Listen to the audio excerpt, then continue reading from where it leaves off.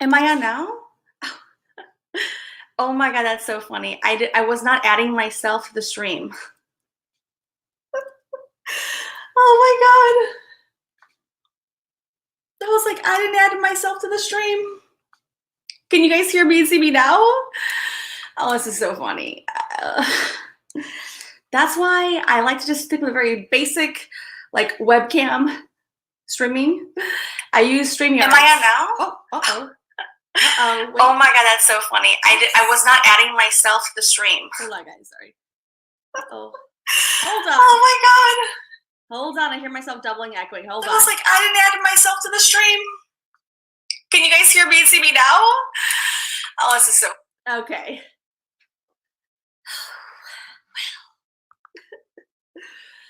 That was funny. I mean, it really wasn't, but you know, it kind of was a little bit, guys.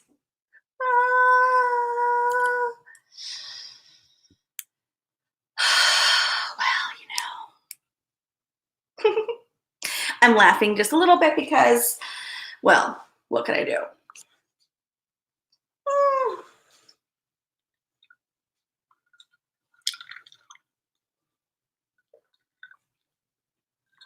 How is everybody? I took a moment to get myself set up because I wanted to come on here. Whenever I come on the camera, I'm very intentional and very purposeful. You know already. So I had prepared since we were chatting on Facebook, prepared a couple of insights and messages to bring. So we could be very deliberate and have meaning, right, in this process, because I'm a very deep person and I don't like superficial things. You should know that. I'm a Scorpio. I don't like anything superficial. So I will never do something that's like just half-ass, because that's just not my style. So I did prepare some thoughts, and so that is what I was doing, and I'm so happy that you guys are with me. I'm going to share those thoughts and those insights with you too. So yes, let me make sure that I say hello to whomever is here with us, joining us. It is morning here where I'm at on Tuesday. So let's see, who is here with us, guys? Who is here?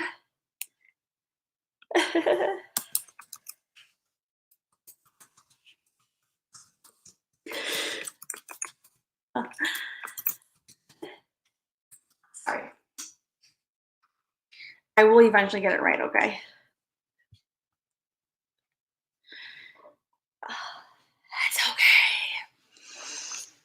It's okay. I was a little bit in here, but I guess I was not on the camera. I was like, well, I'm in here. It says I entered the broadcast, but I guess I forget. I have to enter my own little icon into the stream, guys. So, all right. Let's say hello to everyone who is here. I see Danielle, Rebecca, Perla, Danielle Gratmeyer. Yay. Sandra, Katie in the Know, Tammy, Nikki Miller. Hey, hey, hey. I think it's a Plumie. Yes, this time I have the StreamYards Plumie, because I always don't do that usually. I have it this time. I have the links this time, guys. I have the links. Alice in Wonderland, Opel Galloway. How is everyone doing?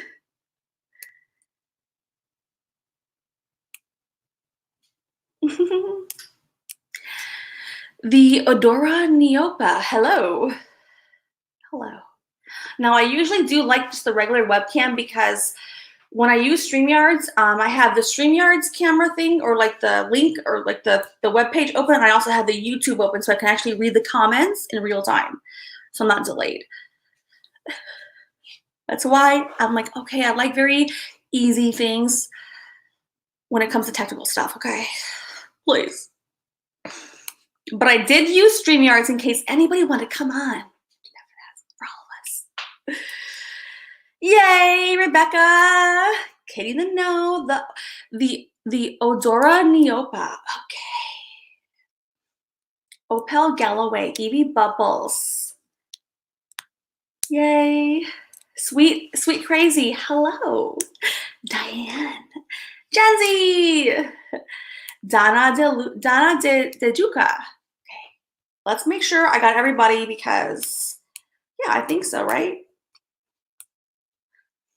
That's why I don't like this process with the StreamYards, because it's not my favorite. It's not very flattering either on the camera. I've watched both, but more importantly for me, I like to manage the chat, and so it's a little bit complicated. It's a little delayed, and it's not as user-friendly, but I will do it for us, okay? Okay. Plumi says, what? Well, if you want me on panel, I will go for you. If you don't want, yes, I will. I will open it up for people who want to join me in just a moment. I'm going to cover a couple of things first, and then, yes. Okay. That's why, like, I wish I could see the whole thing at one time. I can't see it all at one time. Hold on. Let me see if I can do a double screen and do the chats. I can see both.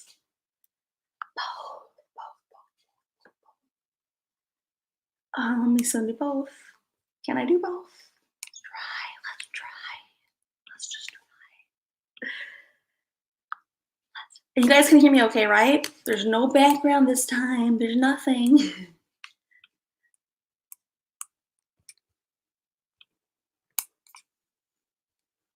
What the heck? Okay, hold on. That's kind of weird. I'm not familiar with all that stuff. Why? Don't make it cute. No, don't. No, cancel that one. Don't do that to me.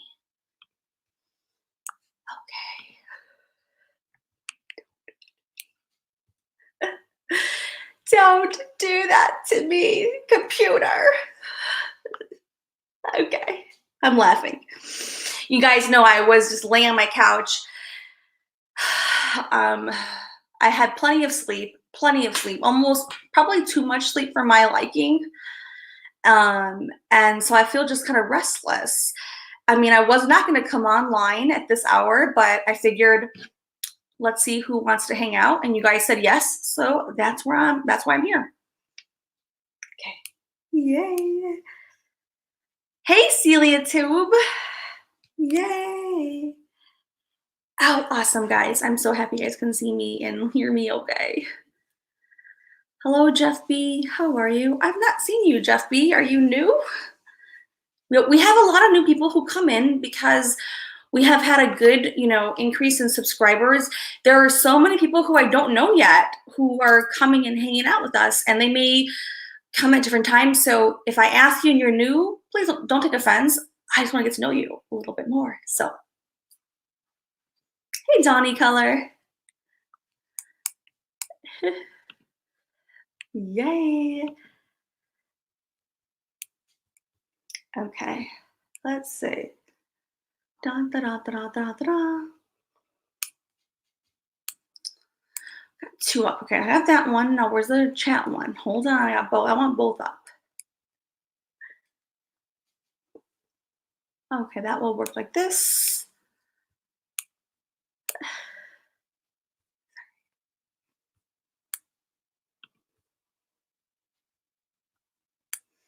And guys, this is why I always do like my own webcam and not like the StreamYards thing.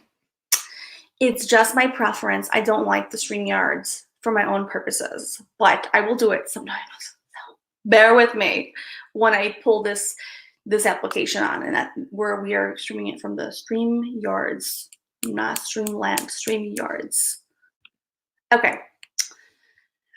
What I'm trying to do is have my screen where I have the chat too right here so I can see everybody. That's why I usually don't like this particular I guess application, but I will make it work.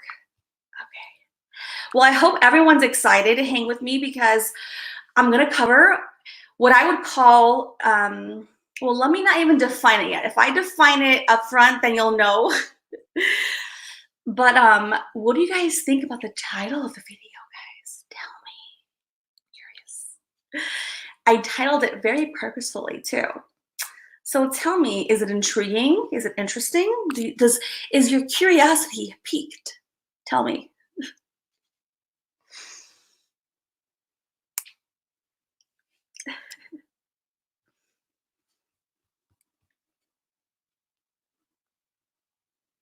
Tell me. Oh, tell me.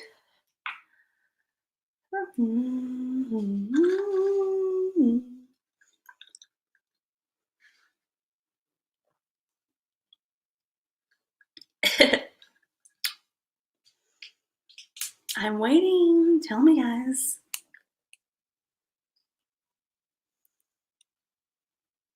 Make sure I can see everything.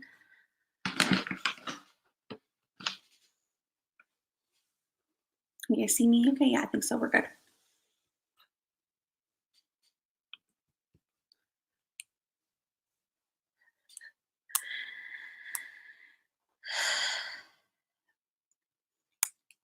Okay, mysterious. Okay.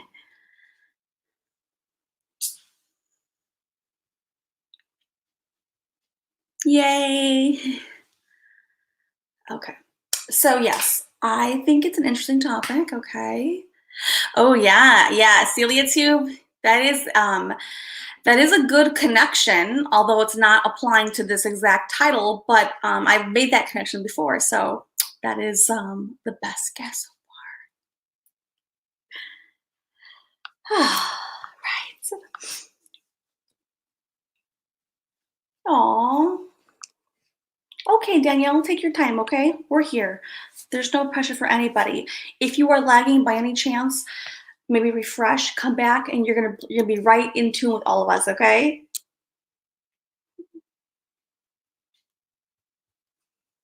It's very true. Of course, I would never place a title if it wasn't true. So you are gonna be delighted, okay? Okay. Okay, I'll make sure I can see my notes. Okay, let me get my notes. They're right here. They're right here. I have them right here. Okay, they're right there. Okay. Minimize this. Move this to the other side. Dot, dot, dot, dot. I'm just happy, guys. That's all. I get happy for really small things. But it's a good thing to get happy for small things because in life, you know, it's a good way to adjust your mindset and be even keel with all the things in life. So, heck yeah, it is.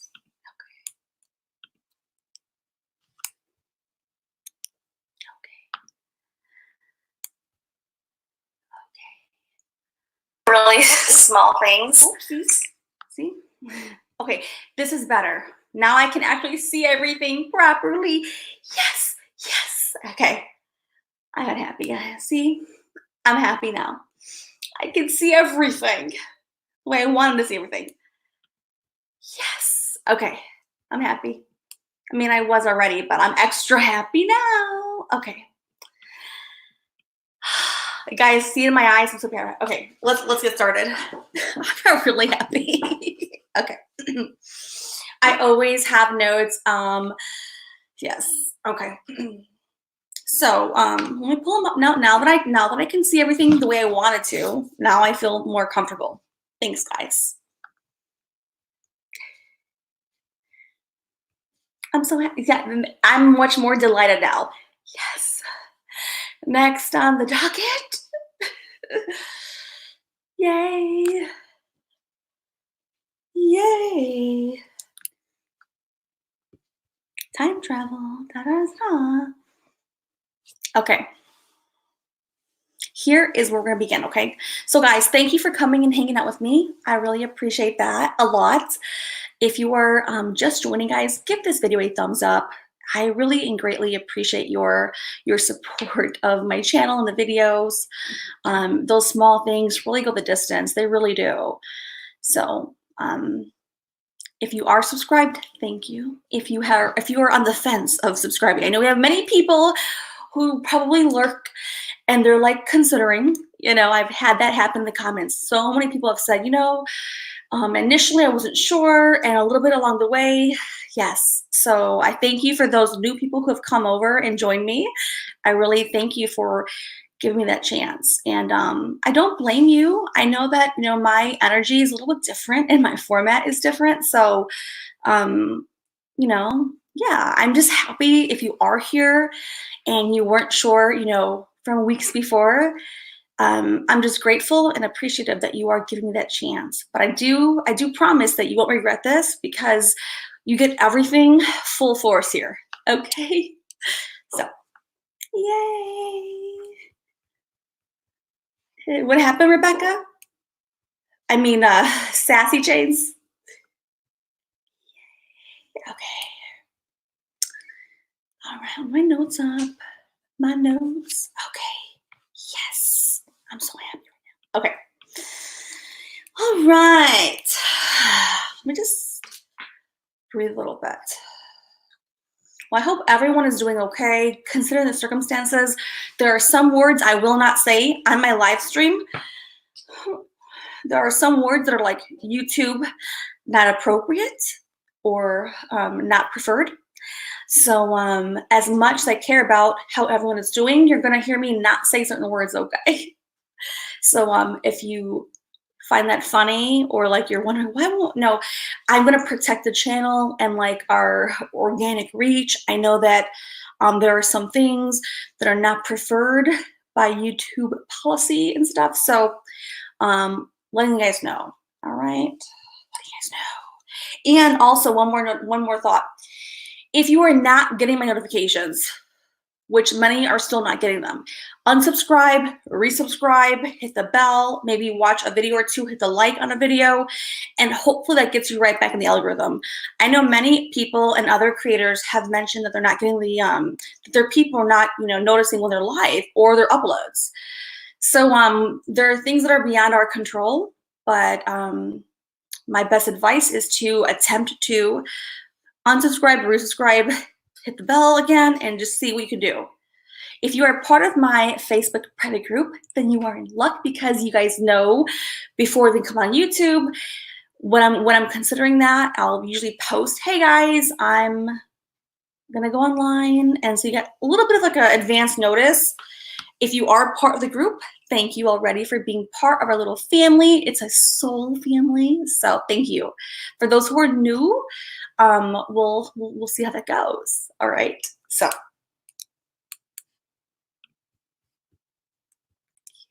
Yeah.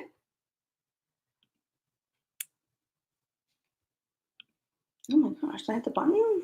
All right, there we go. Where's my button at? There I am. Yay.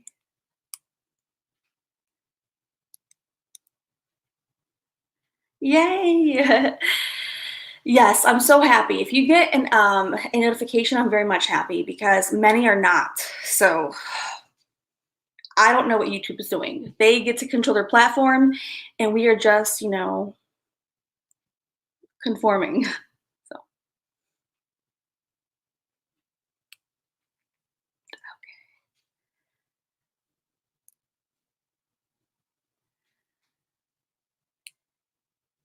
Sassy Chains. Okay. All right, let's keep rolling. Okay.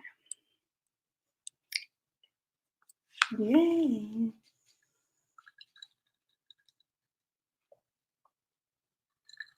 All right. So I'm going to go ahead and get started on the topic, the title. Okay. I'm so happy. Let me pull my notes up. They're right here. Okay. So the title of the video is called The Last Chapter to Your Life Has Not Been Written Yet, okay? I'm going to repeat that. The last chapter to your life has not yet been written, all right? And what that means and what I'm trying to say in the title of the video is that no matter where you are at this point in your life, no matter how old you are, no matter what circumstances you're currently facing, whether it's, you could be in a very delightful state of being too. So whether you're comfortable and happy or whether you're going through maybe some type of difficulties or adversity, either way, you are still in the same position, the same state of where I'm, covering this topic. So the last chapter has absolutely not been written yet, okay? And I do not mean like death, okay? Not in this context. So what I really am trying to say is that we have the ability and the wherewithal to decide how we want the next chapter of our life to look like. Okay, we have everything in our power to dictate, to decide that reality, and to begin to put things in, to begin to put the pieces in play. Right, there are so many positions and moves and steps, baby steps and big steps, to placing ourselves in the right conducive state to where we can actually be living a more fulfilled and happy life. Now, if you feel that you already are living a very fulfilled and happy life, that's great, but there's always room for improvement, right? Chances are most are not completely fulfilled or happy. That's just the reality that we face. And so it is important that we recognize that no matter where we are in our timeline, no matter how old we are, how young we are, no matter where we are on the timeline and how we are, on the spectrum of our soul's journey, either way, right, we all have the next chapter to begin to open ourselves up to. All right. So that is the topic that I prepared for while I was like on the couch. And so I'm going to begin with this. So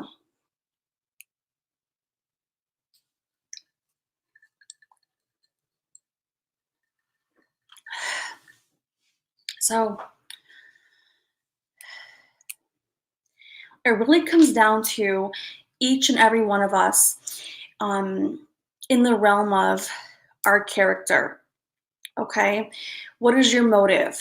Why do you do the things that you do on a daily basis, right? Why you want to have the right motive to be pushing you for the proper and appropriate action steps, okay? That will lead you to the bigger picture of the route you're taking. So it's really important for all of us to consider what is our why. Now, we may have heard this before, but it may not have been dissected or really kind of put into practical terms. And so I will do that for us, okay? So it's really important for us to really ask yourself, what is motivating you for the action steps that you are already taking? Not new ones, not new plans. Right now, today, in your own experience, right? We go to work, right? That's one thing we do for the most part. We raise our children, our family, right? For the most part. We have things that we're doing right now. So I'm going to pause us from thinking about the future and just stay with the present time. So right now, it's important for you to consider in yourself, in your mind, think about this question. Why do you do the things that you do? Why are you the parent you are? Why do you go to work and show up for work, right? On a normal time, in a normal case. Why are you doing what you're doing? Okay. What is motivating you? What is driving your action steps? Now, there might be some things that will be very obvious and evident, which is understandable, right? And that's good. That's good. But it is important to really consider these things. Uh-oh, where'd my notes go? Hold on. Oh, there they are. Okay. So when we think about our life as a whole, and again, we're at different places. All of us are at different pace on the journey. So oftentimes we have some aspiring direction. And if you don't, that's okay, because we have a lot of people from different places of states of being, right? The most important thing is to really consider what is driving you as you are pursuing, whether it's your career, your work. What are you doing? If it's you just, being a good parent, if it's you with your hobbies, if it's you with your own body and your health, regardless of what category area it is, whatever category or area it is, the important thing is to ask yourself this question. What is driving you? And is that something internal or is that external? Only you will know, okay? So I'm going to pause. I'm going to repeat it again because it's a very important concept. So we're parents. If we are parents, we work. If we do work, we have hobbies. We have to maintain our normal physical health. We have a household to manage and maintain. There are a lot. We have creative endeavors. We might have some business endeavors. We have friendships. So whatever it may be, the question is to look at yourself as a whole, right? And ask yourself, what is driving you? And is that something internal or is it external? Okay. So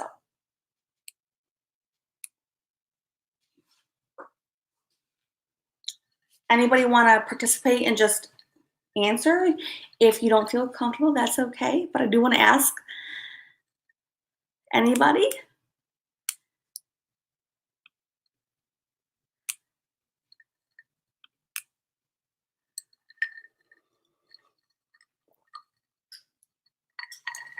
Anybody? Not put anyone on the hot spot, but I'm just asking. I hope I get what words we want. Yes.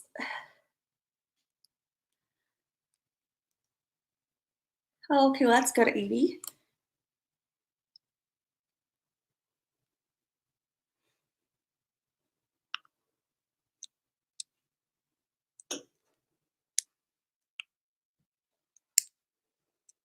All right, that's okay. So everyone's at least participating, and I appreciate those who do participate here in the chat. Again, it's a safe place, okay? All right, I'm gonna keep going, all right? Now, and it will differ. No, you guys are good, okay?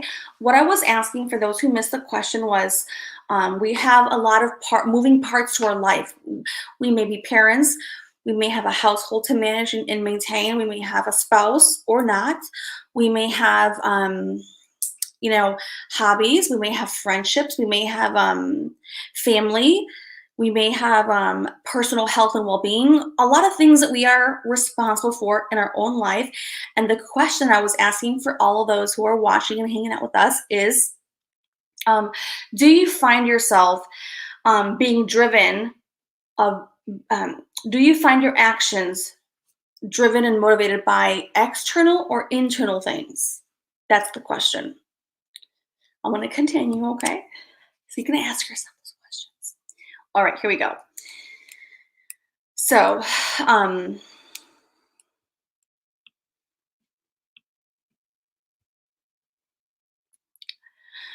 going to give an example. It's a very simple example, but I think it will be one that's very relatable and interchangeable as well.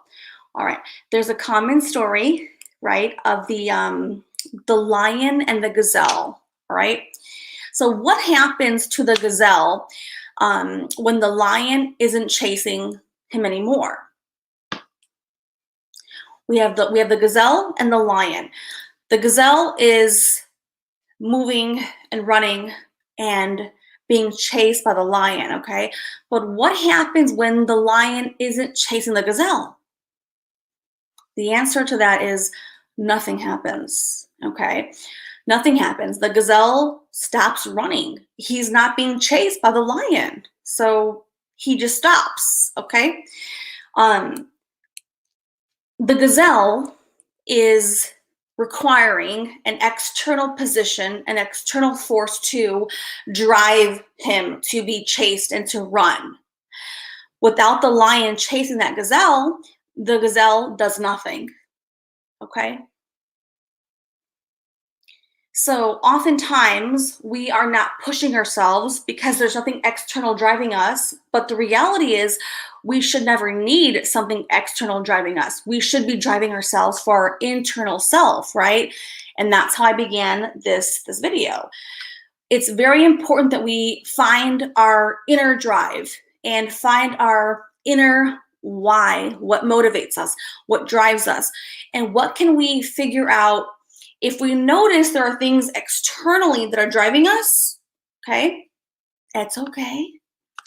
But you want to replace that with something from within, because you never want to be controlled by external forces. So that's not appropriate.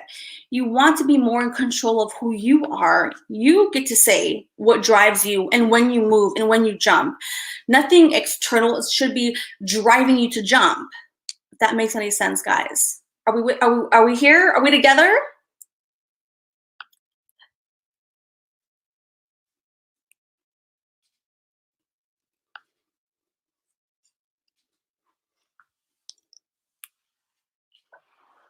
Excuse me.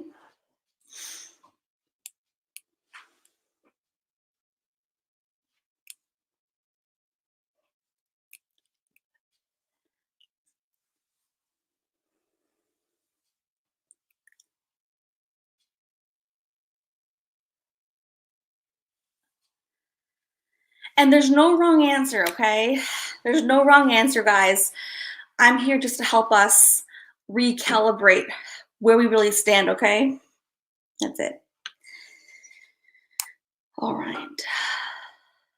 Yes. Good job. Scout Inquirer says that she has slowed down she has slowed down a lot to heal her mind, body, and soul from being on the go all the time.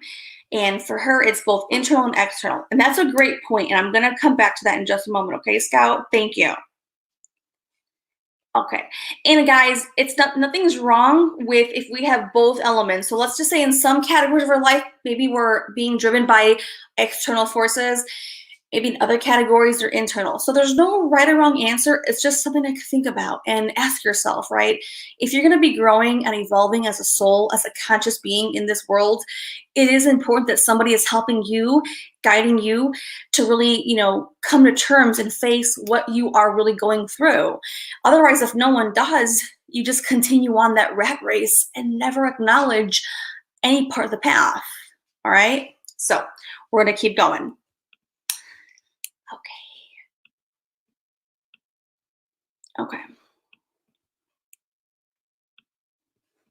Okay. Now, I'll give a couple of examples, like 1 or 2 examples of how there will be external things that we are desiring, either validation or that is driving us. Now, again, like I said, it's not the best or the ideal way to do that. I don't operate that way. I certainly do not. But it's very common for many people to operate that way. And nothing's wrong if you do feel that you fall in that category. It's more important that you actually recognize that you do fall there. That way you can be more aware of how you can help your own self grow through that process, okay? So a lot of people tend to want to lose weight for external validation or external acceptance, okay? They may have a combination. They want to lose weight for themselves and for that. But the more important thing is really you doing it for yourself. Another example, it's a very small example. I'm going to give various kinds of examples here. Let's just say you don't leave the house a lot, or you're inside a lot. You don't really have a lot of interaction. Okay. And then when you do go outside, maybe then you put makeup on and you look more pretty for a woman, for a female. Okay. But are you doing that for yourself, or is it for external validation? Think about that. If you're doing it for external validation or external experiences, then you really want to get a grip on why that might be the case. Okay. It's more important to really consider how you feel, doing things for yourself and feeling fulfilled, whether you see somebody or not, right? That's very important, okay? We're gonna keep going though. Let's just say, even for guys in sports or for men, they will do things to compete with other men, okay? But are they competing because they really care about whatever their end goal is, or are they competing just to show off to other men? Okay. We do a lot of things, guys, because we want to be seen and validated, and we do things for the external experience, when in reality, it's not the healthiest place, because we are, skipping, right, and foregoing our own truth to please and find external fulfillment. So if you do things like sexual things or other things just to fulfill external experiences, you will feel like you have an empty hole in yourself, an empty place. and you'll have many empty feelings of unfulfillment. And the reason why is because you're not doing things because you want to. Now, a common question I get with people is, well, how do I turn that around? How do I go within it and decide, how do I feel that same feeling from within? It's a process, and it begins with you learning to know yourself and learn yourself and be patient with yourself and slow your life down and really come into tune with, wait a minute, I just noticed that I was going to do that for this, but I realized that it might be better either I don't do it at all, or I think about why would I do it for myself, and learn to distinguish and identify the differences. Okay, guys, are y'all with me? Who is with me? Who's with me?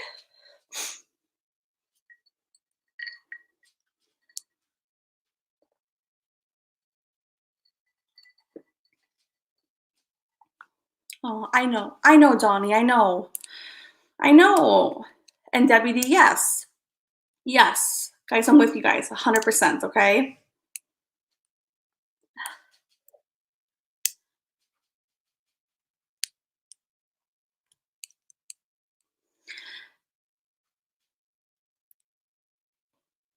Now, and for those who are, now I'll give my own example, and then I'm sure that y'all will relate, okay? I'm a very competitive person, but internally, never externally. So let me explain that. Now, a lot of people compete for external validation. I am not the kind.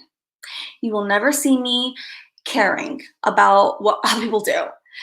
It took years to do that, because initially when you're younger, you know, we're thrown into a little world, we're thrown into experiences where, like, well, society just, you know, conditions you to think that, you know, it's this like nothing is a competition, guys.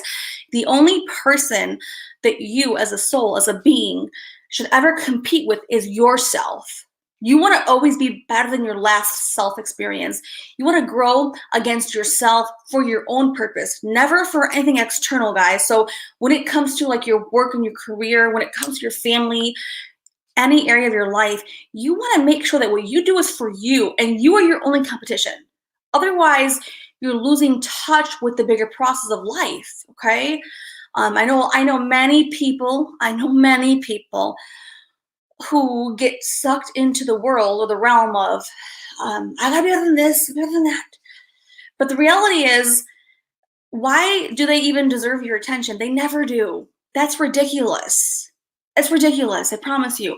And if you still feel like, well, you still care, then you want to work more on your own, you know, self worth. Okay. When a person is more secure with oneself, they know their value, they know their worth. They don't need to look around. There's no need to look around, okay? They know themselves very, very well, and they're proud and they're confident. It takes time. It's not easy. It takes time. It takes patience, but mostly it takes slowing your life down and really reflecting on who you are, who you've always been, who you're becoming, okay? When you are really in touch and into with who you are, nothing else matters. I promise you guys that. I promise you, okay? We're going to keep going, okay? All right. Here we go. Okay. So that's why I began the earlier commentary on what motivates you, what is driving you. Because for some people, they may not really realize or recognize is it internal or external. And maybe it's both. And if it's both, that's okay. But you want to take some time to have some paper and pen with you on your own time and reflect. And we have plenty of time to reflect, guys, given the scenario, right, that we're facing as a collective humanity. But it's super important because you want to really know. And don't be afraid. No one has to read your notes. Guys, sometimes when I help train people, when I coach people, they're more embarrassed to even write down the truth. And it's just them. No one else is reading the paper. No one reads their notes. I say this because I know how this is.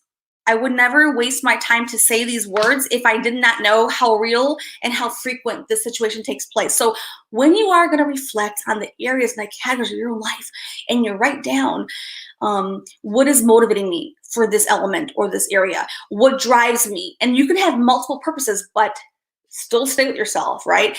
And try to get down to the core parts. Oftentimes, even our own selves will want to reject or not face the truth. Then you have to do a lot more work on yourself. That's okay. Okay. Nothing's wrong with that, but then you have more work to do with yourself. You have more work to do with yourself. Okay. It takes time. It takes patience, and it takes you coming to yourself as a gentle person, holding the space for your own self, right? We don't think about it this way, but I know this to be very true. I know this to be extremely true. You have to hold the space for your own self if you really want to help your own self. If you want to help yourself heal and transform and evolve and grow, it does require a maturity. Absolutely, it does. And not everybody wants to do that. And I recognize that. That's why I don't go into too much all the time, because I realize that I'm an intense person and I don't like surface stuff. You guys know I get right deep. I get so deep that I probably scare people, but not for a bad reason. I'm probably scare people because they don't want to face themselves. They're not ready. They're not willing to. They don't want to. They're not ready. They're not willing, and they don't want to. And that's okay. Then they're not meant to be with me at this time. But if you're here and you're understanding what I'm saying, it might be that time for you to really come internally, reflect. We have all this time right now, and reflect on who you've always been, and let yourself not be prisoned to your own self, because no one's with you at the paper, guys. No one's looking over your shoulder, and no one sees your notes. But I know you will hesitate to write it down. I know this very, very well. I've helped so many people with many of these processes, and they say, well, I don't want to write. No, why would you want to not write it down? Write it down. Don't judge yourself that fast. Let it be. It's not set in stone. It's going to evolve, and you're going to grow it, and you're going to, have another like many more pages to go with, guys. But I know this is how it really happens. So automatically our brain is wired to like resist even writing down our first thoughts. Oh, we want to judge them so quickly, but that makes no sense. All right. So are you guys with me or not?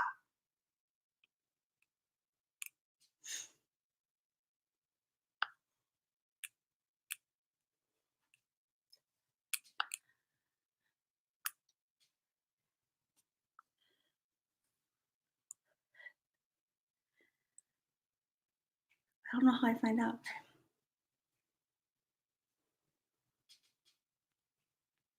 Oh yes, I did. I have written down, Celia, too, about what I want for love. I've come a long way when it comes to love too. Absolutely, I've come a long way. For those who don't know, I'm very open to share my own thoughts. There was many years where I was really indifferent to love. Indifferent is the best word that describes how I felt for many, many years. Indifference, where I was like, well, it was never like my priority, and it was never an area where I was like, I have to do this. No, because I am a very business person. I'm very serious. I'm all about like pursuing like career, financial success, and creative endeavors.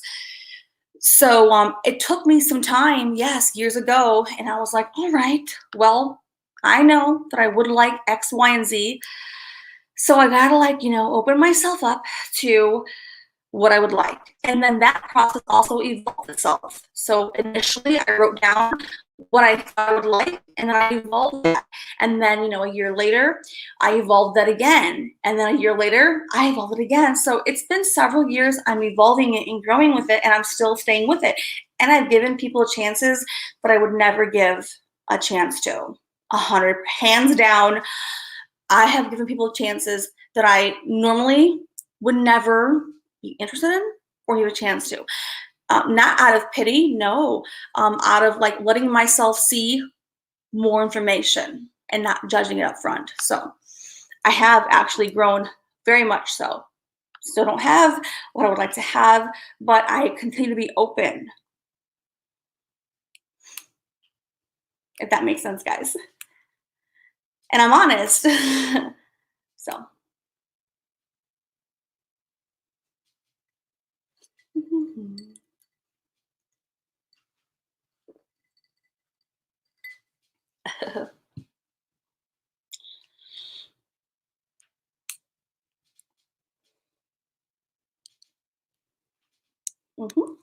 Yes. It took me a long time to get from indifferent to even like, years ago. And I'm still not where I would like to be with it, but it is an area that I'm growing with. So, yep.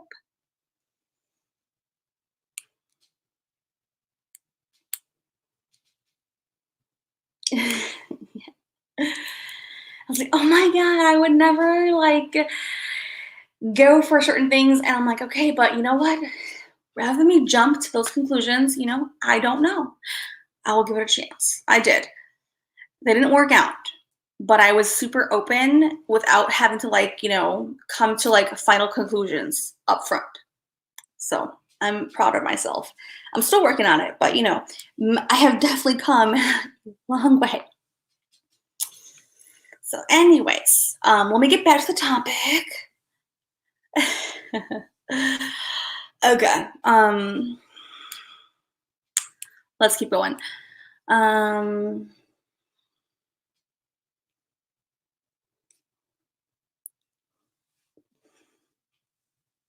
Okay. So with that, we were saying about how figuring out what is driving you to do X, Y, and Z of your life. What is behind it? What is, pulling you? We know we have action steps because you're obviously in motion. We never stand still. We're never going to stand still. But taking the time to really consider, what could be behind that's pushing us forward in whatever capacity it might be. So staying with yourself to figure that out, okay? And then also, it's so important to live in the forward. I'm going to get more detail with that, but it's so important to live in the forward. What that means is to live in the continuation. Okay. Now, many people are very, they fall into more of two categories.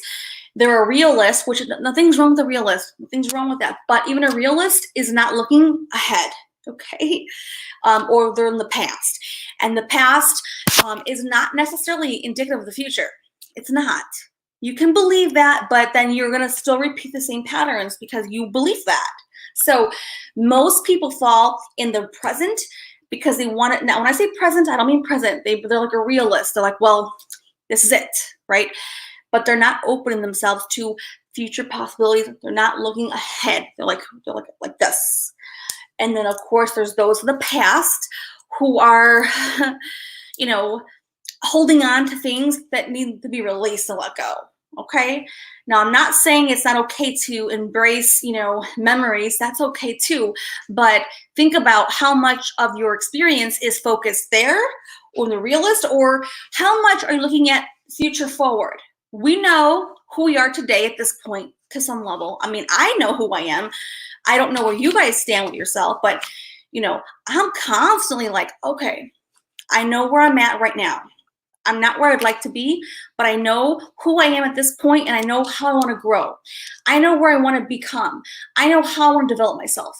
And am I taking the right steps to place me in that direction? And I ask myself this. I'm very present with myself.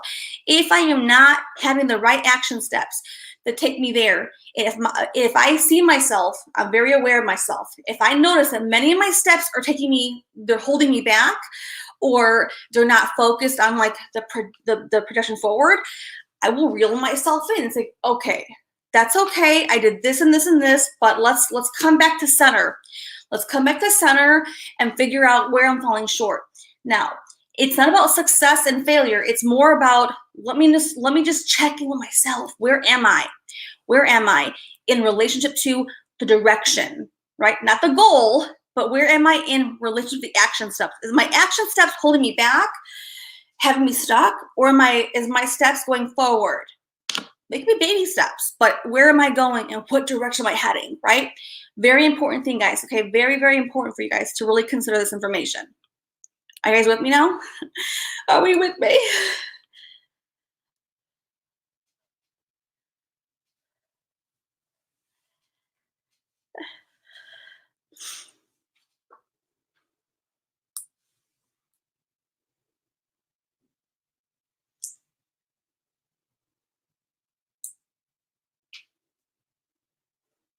Good job, Opal Galloway.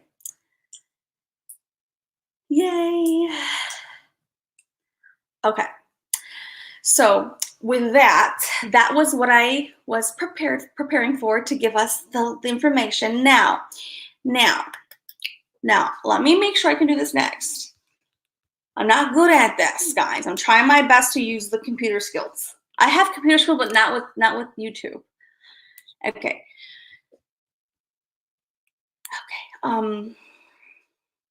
Does anybody know? I've seen many people use, I want to play a video of my own video on the stream here. And I believe if I do share screen, I can do that, right, guys? If I do share screen, can I play a video? I think so, right? I'm gonna try this out, okay, guys? Oh shit, hold on. Oh, I don't have two monitors. Nope, hold on. Okay, so I'm gonna let you share audio. Look for the share audio. Okay. Okay. Oh, but how do I? I'm confused. Hold on. StreamYard wants to share your contents. Yes. Choose. Oh, and yeah, let's do this one.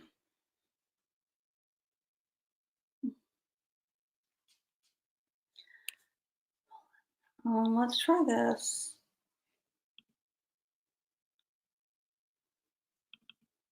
Uh-oh. Uh-oh, hold on. Am I still here or not?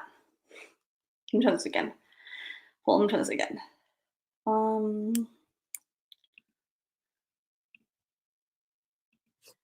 Let's try this. Hold on.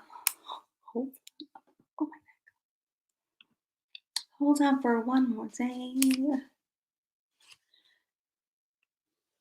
Okay, let me try this out. I've never done this because I don't usually do this kind of stuff, but I'm gonna try my best, okay? Edit, paste. Oh, hold on, pause. I said pause. The journey is... Oh, for heaven's sake. What did I push now? I pushed something else. Hold on, guys. I pushed something else now. Pause. I said pause. Okay. Now if I share the screen here,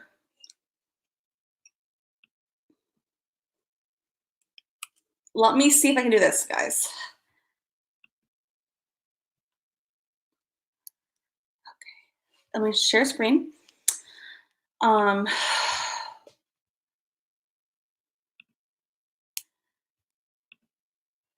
Yeah, this one.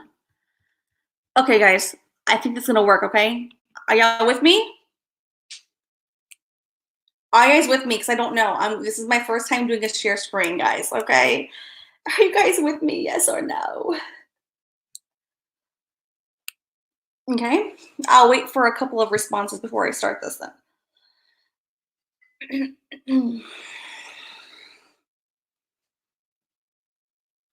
Okay, I'm gonna wait. I'm gonna wait for your responses. Okay, great. Okay, so, oh, gross. Okay, all right, I have a video up that is my video from, like not that, a couple years ago, I guess. I created the video, it's my video. Yes, I'm gonna play my own video here.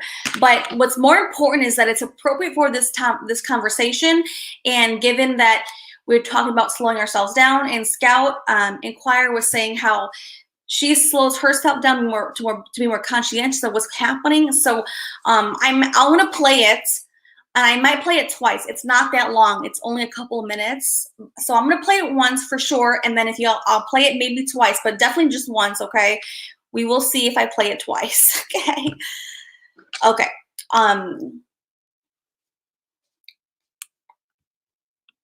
Now, when I play it, I want y'all to not consider, but think about, hold on, let me stop that way no one's distracted. I'll stop my own camera.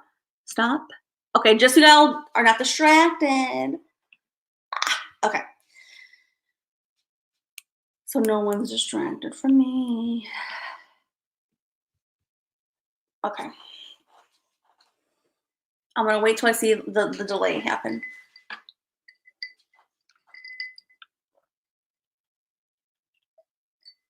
I'm waiting for my own self to like get forward. Yes, okay, see? All right, so perfect. All right, now I'm gonna play the video, okay? I'm gonna play the video. And what I want you to think about, well, first of all, listen to it closely. Now, I have a lot of picture quotes that will be in the video, and sometimes the picture quotes, they're very good, deep quotes. They may, make you linger.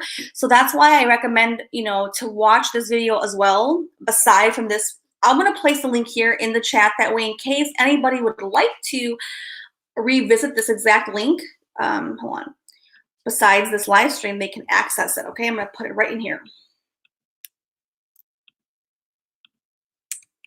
All right, that is the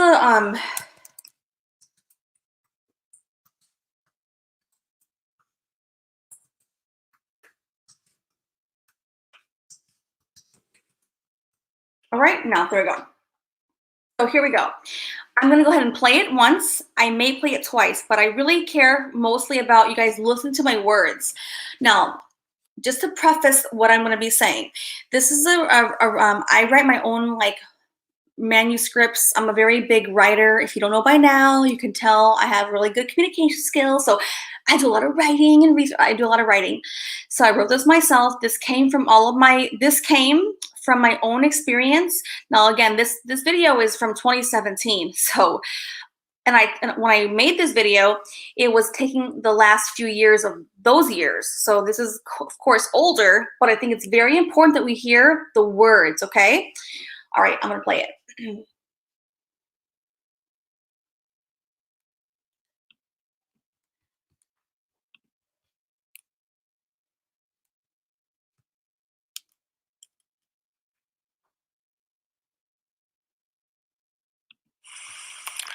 The journey is the destination.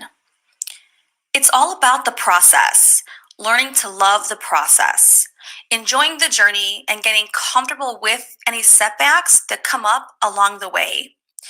It's about learning more about yourself as you experience trials and tribulations. It's about stretching and reaching out of your comfort zone because that is where the real magic occurs. That is when you really grow. It is about being able to keep taking a step in the direction of your dreams, even when it looks like you aren't moving. It's about taking those action steps, even when you can't see any progress. I want to pause it, guys. I want to put it full screen. I'm sorry. I did not know how to do full screen. So I apologize. I'm going to restart it with full screen. Okay, with full screen. So sorry. The journey is the destination. It's all about the process, learning to love the process, enjoying the journey, and getting comfortable with any setbacks that come up along the way. It's about learning more about yourself as you experience trials and tribulations.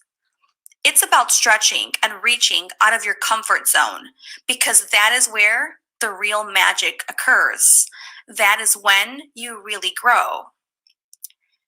It is about being able to keep taking a step in the direction of your dreams, even when it looks like you aren't moving.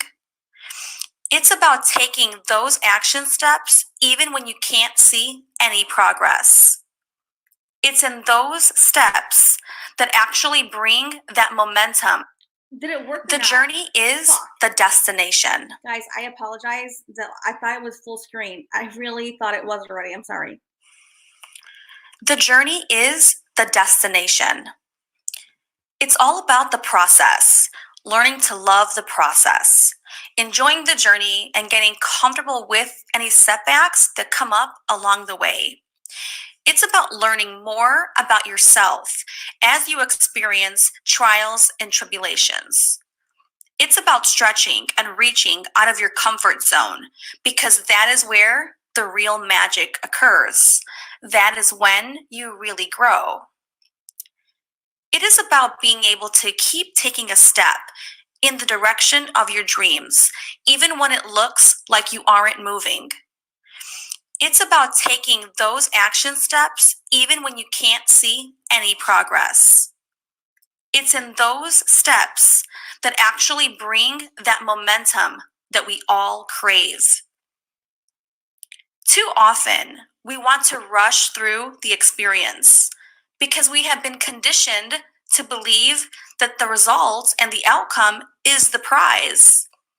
I am here to say that the journey is the destination. That is where the true fun and action really exists. We are quick to press fast forward in our lives, and we have the tendency to seek out only outcomes, results, trophies, and titles, etc. I have been on a journey to value and better appreciate my experience as I continue along my path. I must say, it's been quite interesting and positive for me. I get to play and become my own case study, almost like I'm on a mystery adventure where I get to watch myself react and respond right in the present moment. I get to be the subject and the observer every step of the way. It's pretty incredible. I live a more present and conscientious life and continue to uncover deeper insights to who I have always been. I have found much value from this approach, and it allows me the flexibility to make any needed adjustments very fast.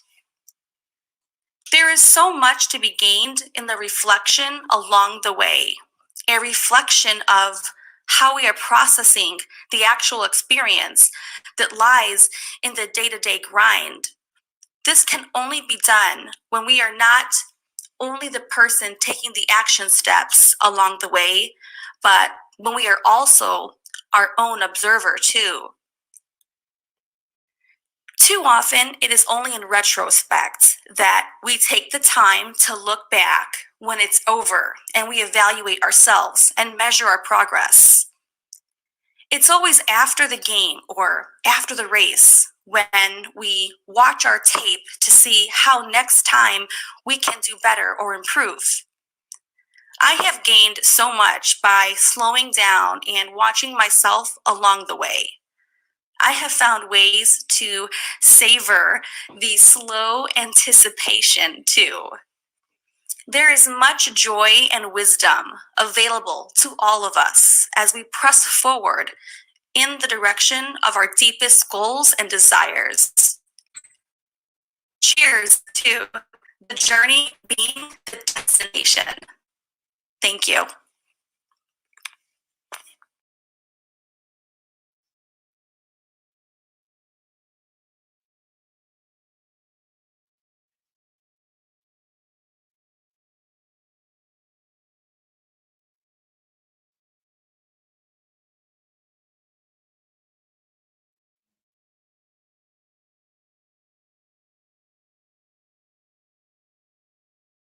This is the Grounded Podcast number 8 with me.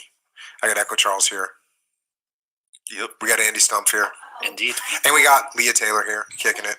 I don't know who this is. Doing we're all in jiu-jitsu What lockdown the right heck now. is Well, allegedly. Hold Kind on, of. how do I- Allegedly in jiu-jitsu lockdown. how do Is I this like stop back in the this? day where, Uh-oh. you know, if you Hold know on. that your friend is clean, then you can go ahead and get after it?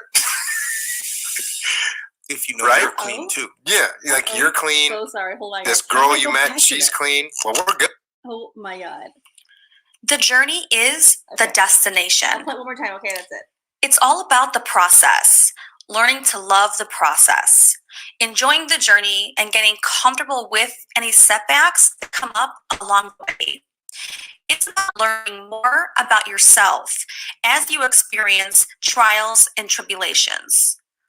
It's about stretching and reaching out of your comfort zone because that is where the real magic occurs. That is when you really grow. It is about being able to keep taking a step in the direction of your dreams, even when it looks like you aren't moving. It's about taking those action steps even when you can't see any progress. It's in those steps that actually bring that momentum that we all crave. Too often, we want to rush through the experience because we have been conditioned to believe that the result and the outcome is the prize. I am here to say that the journey is the destination. That is where the true fun and action really exists. We are quick to press fast forward in our lives, and we have the tendency to seek out only outcomes, results, trophies, and titles, etc. I have been on a journey to value and better appreciate my experience as I continue along my path. I must say, it's been quite interesting and positive for me.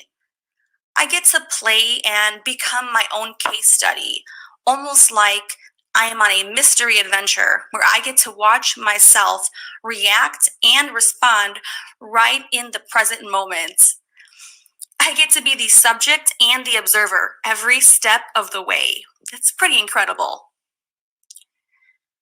I live a more present and conscientious life and continue to uncover deeper insights to who I have always been. I have found much value from this approach, and it allows me the flexibility to make any needed adjustments very fast. There is so much to be gained in the reflection along the way, a reflection of how we are processing the actual experience that lies in the day-to-day grind. This can only be done when we are not only the person taking the action steps along the way, but when we are also our own observer too. Too often, it is only in retrospect that we take the time to look back when it's over and we evaluate ourselves and measure our progress. It's always after the game or after the race when we watch our tape to see how next time we can do better or improve. I have gained so much by slowing down and watching myself along the way. I have found ways to savor the slow anticipation too. There is much joy and wisdom available to all of us as we press forward in the direction of our deepest goals and desires. Cheers to the journey being the destination. Thank you. I was able to, I stopped it on time this time.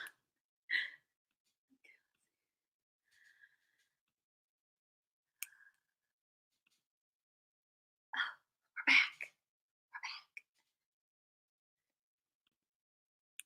This is Oh. the Grounded What Podcast the number heck? 8 Wait, what happened there? with me. I said stop. I got What Echo happened? Charles here. I didn't want that one. Okay. We're back, guys. So, we're back. I hope that everyone at least enjoyed hearing a little bit of that. I put the link. Wait, am I here? Yeah, I think I'm here. In case anybody wanted to watch that video separately or again, you're welcome to. I'll put the link here again. That is the video. It's my own video. I created that. Can you guys see me? I hope so. I think, did I mess this up? Hold on. Can you guys see me? Oh my gosh.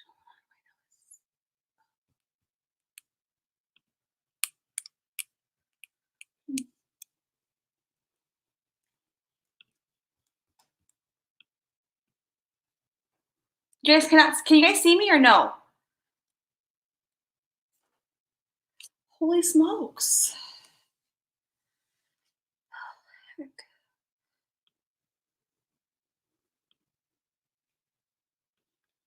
What am I doing? Can you guys see me or no?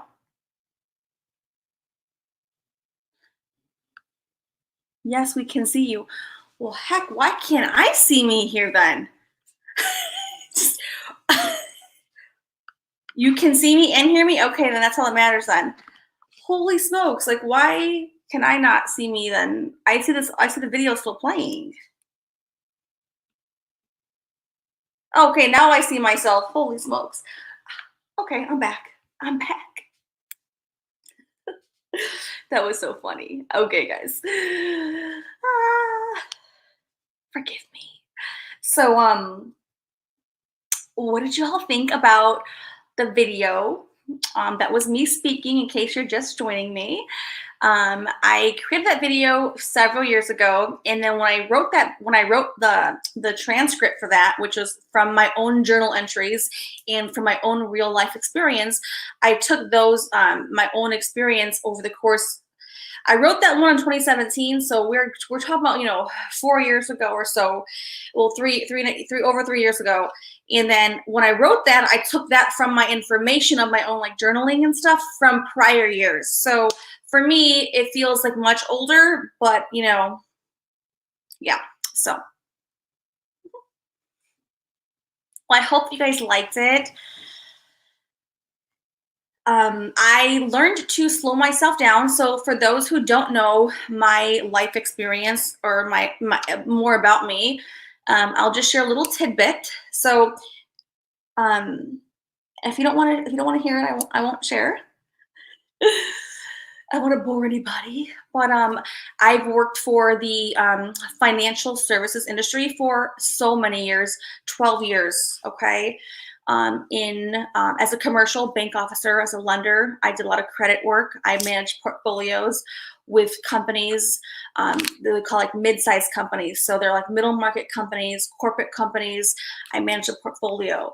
I worked for Fortune 500 companies for many years. And so my point in saying that is that in that realm of the world, it was great. It was fulfilling. And then I reached a point where I felt that it was no longer serving me in the manner that I felt internally, if that makes any sense. Okay, guys? So I wanted more for my life. And I know you would think that someone with that level of prestige and status would be fulfilled. But reality was, it got me so far through happiness and fulfillment, but it was not enough for me. I wanted something more meaningful. I wanted to be my own voice, and I wanted to be valued in a different way that I knew that corporate America probably could not give for me. And so then I went on the journey. I'm going back into time here. So I began to mastermind. What could I do with my talents and my strengths and my abilities to offer as a business, so that I can set myself up to do something that I felt more in higher vibrational alignment for myself. And so I began that journey. Like, we're going back into like 2012, 2013. I began to like brainstorm back in the day. And it was not until like maybe 2014, I really felt I had really outgrown the role, the position, the role in corporate America. Now, of course, I didn't physically outgrow it. I could have many positions in corporate America. They would take me, of course.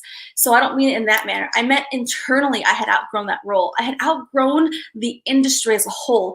I wasn't fulfilled in that industry. It was beautiful. It paid me a lot of money, and I'm grateful for all of my hard work, my dedication, but I wanted something different.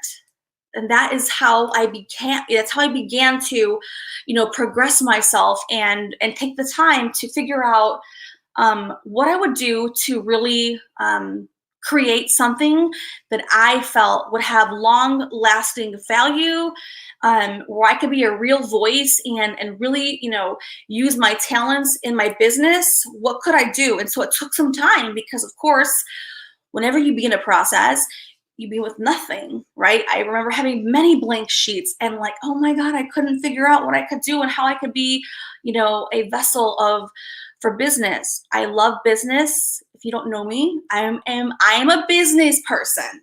And this part on my channel is not my business, in case you're wondering. No.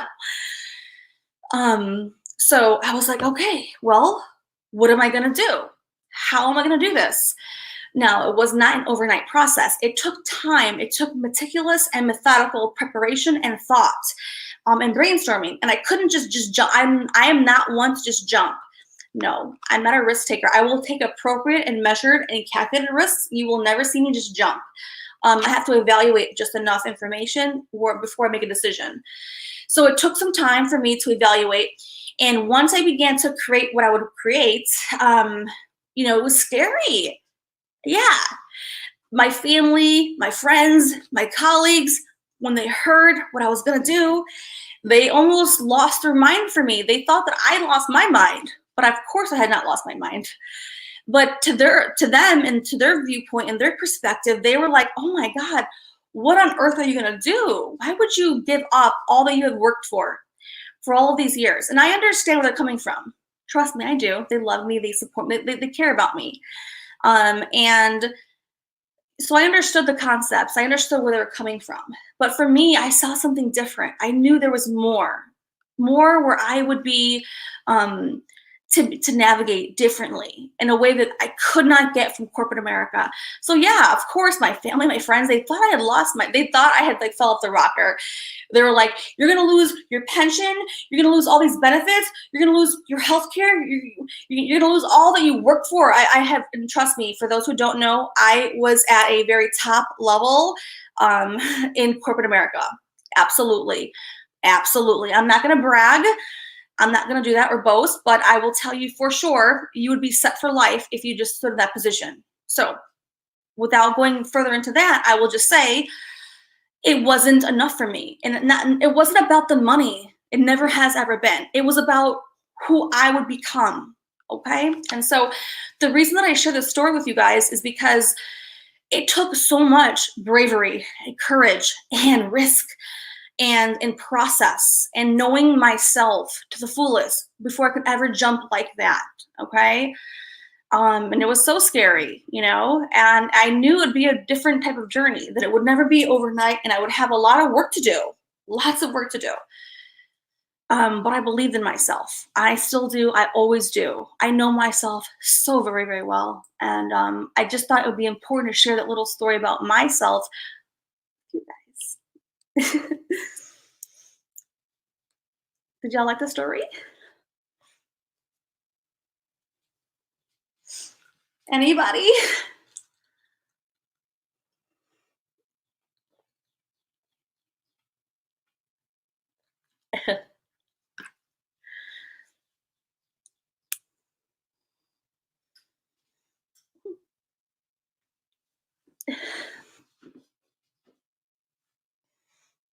Yeah.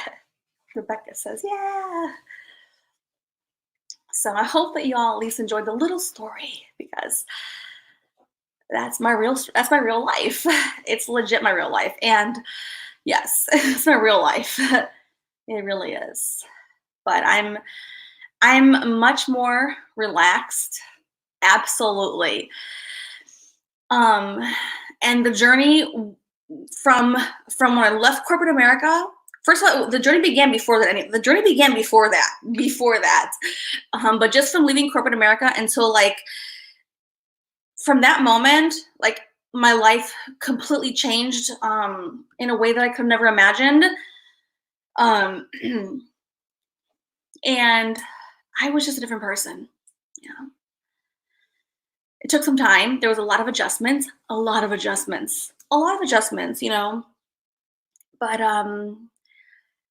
I'm happy. I'm happy that I took the chance on myself. Guys, I'm so happy that I believed in myself. It did not matter what it looked like, how it would come out. You can never foresee exactly how every step in the future will be. That's impossible. And even with myself, as somebody who's very meticulous, I'm very methodical, I'm very organized and planned. I need to have it all planned out.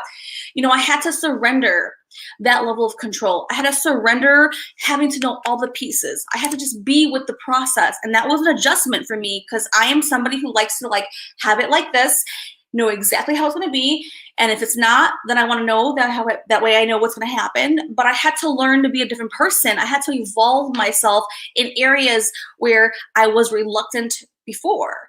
So like in the past, you know, I would be like, that would not be okay with me in the past, you know, and who I am today is easier to adapt and be with how these things work out. I don't have to know the details. I don't have to. I am willing to be with the flow, the fluidity. That was a big adjustment for someone like myself. For those who don't know me, big adjustment, because yes, it is from that point to where I am today. So when I do things today, like when I say today, I mean the present time, I trust myself even more. First of all, I've always trusted myself. I've always had internal confidence and like self-esteem, but I would not take as much risks, or if I did, I had to know how that all play out.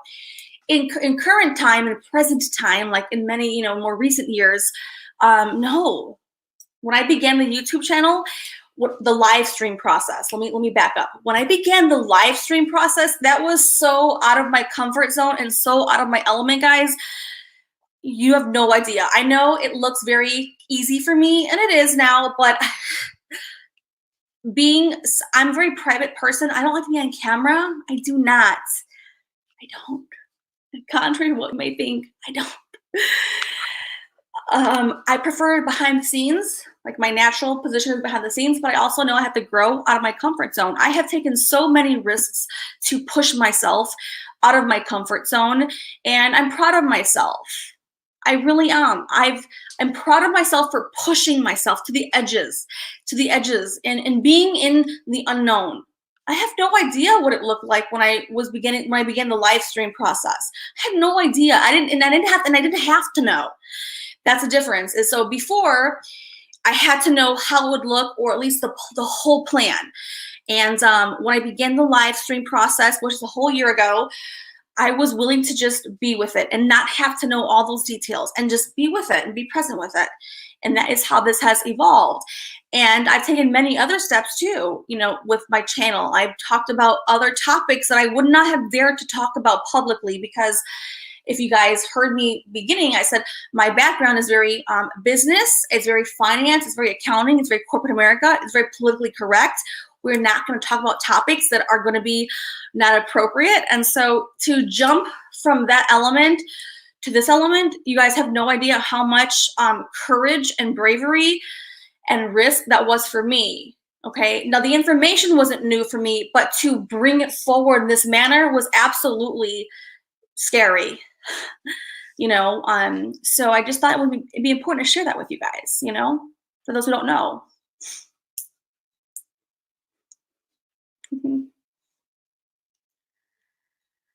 Yeah. I'm always pushing myself to the limits. And I say this stuff about myself because I want you to see yourself in me.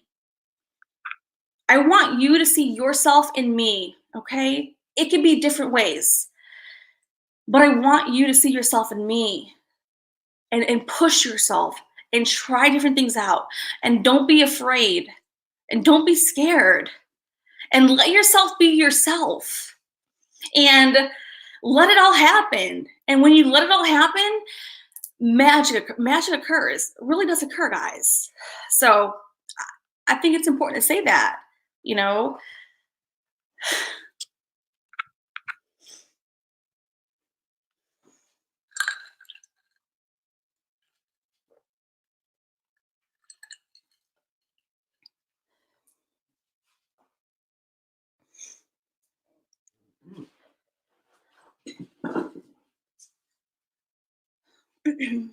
Sandra asks, what was the reason for the change? That I have a baby? No. I've already had a child. My son's 11. So he was already big and born, you know. That was not any reason for me shifting from corporate America to my business. Had nothing to do with that at all. Nope. I'm fair. I'm honest. No. Yeah.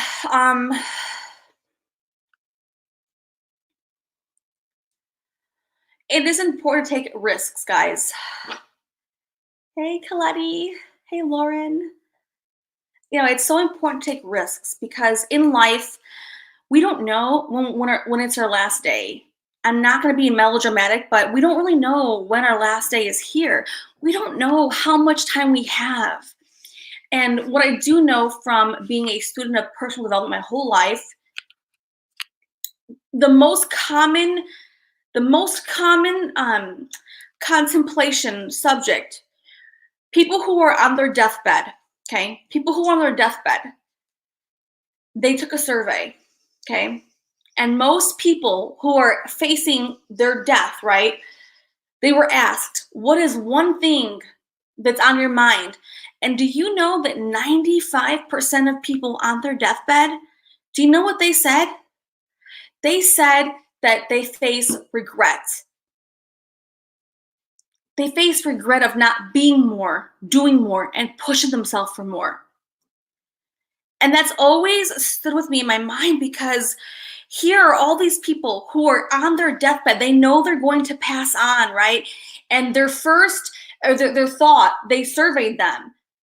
Their main thought is they have regret by not being more and doing more while they were alive, whether it was in their youth or in their older ages.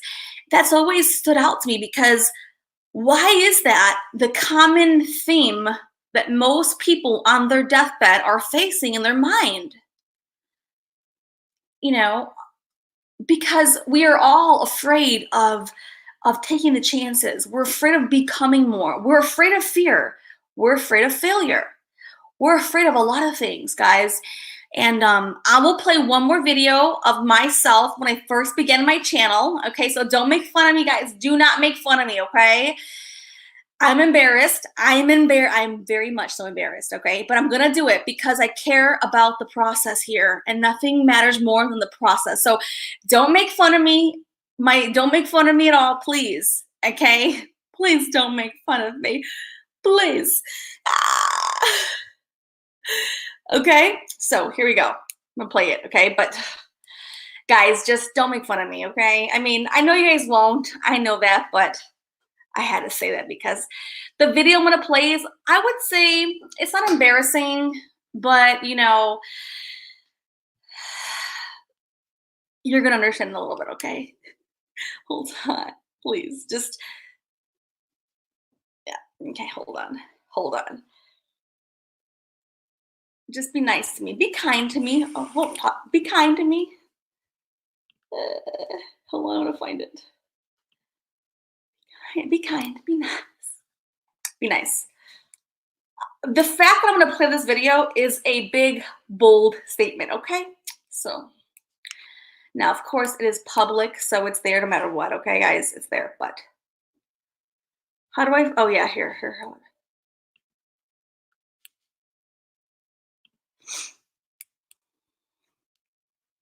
I'm gonna play it, okay? Oh, hold on, I wanna find it, hold on.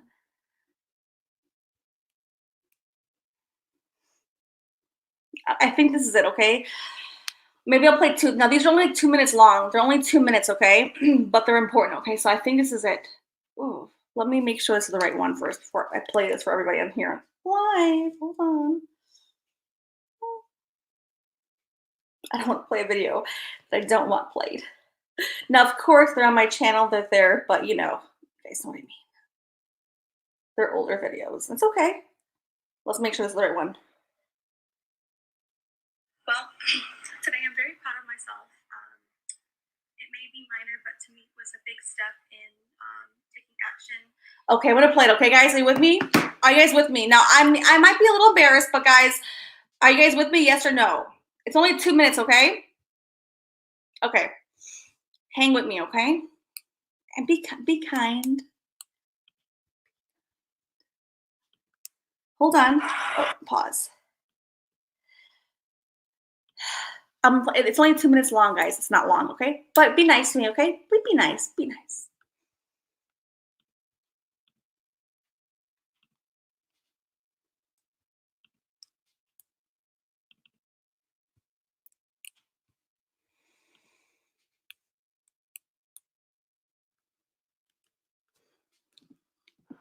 Okay.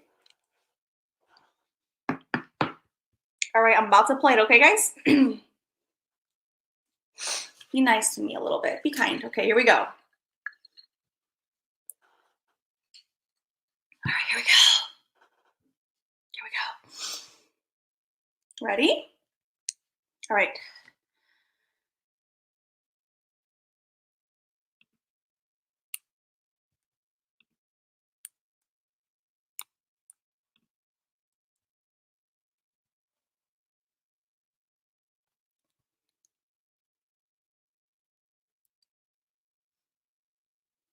Guys, you got it? Okay, here we go. Ready?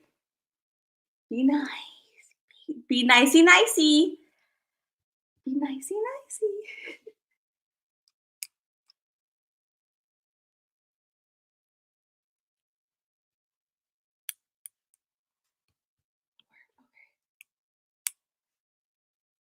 How do I make it big? Is that better?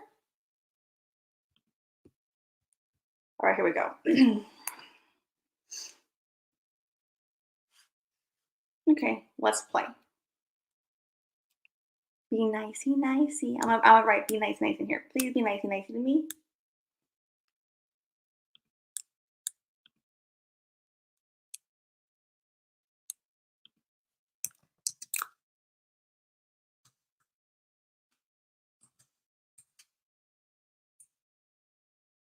All right, play.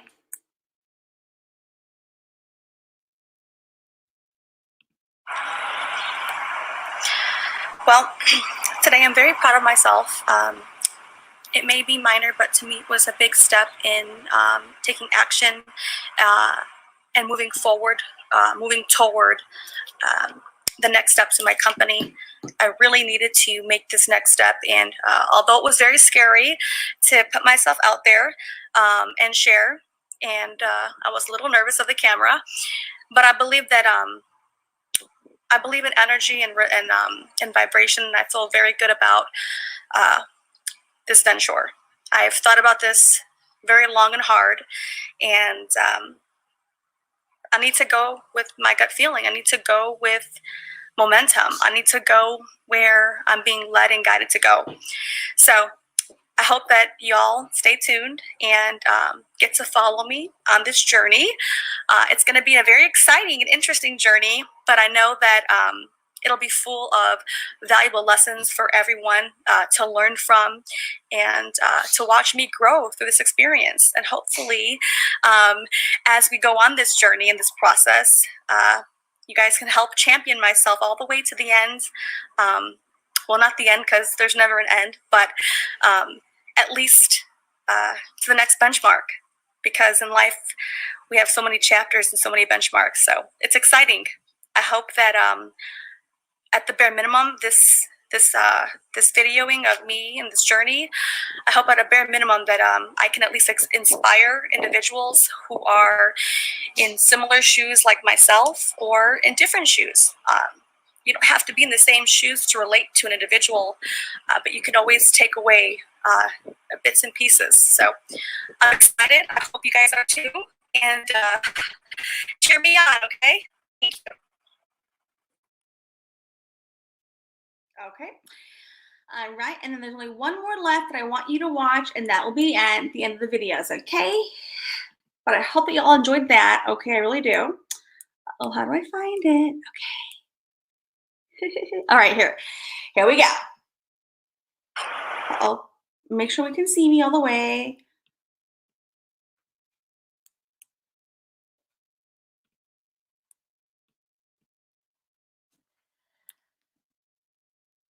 Can y'all see me? Yay, right? This is the older videos, guys, so. But, you know, that's fine. This is the last one, okay? That will be it. Okay, now, like I said, be nice to me. Be nice. Play nicey nicey. Play nicey nicey. Okay.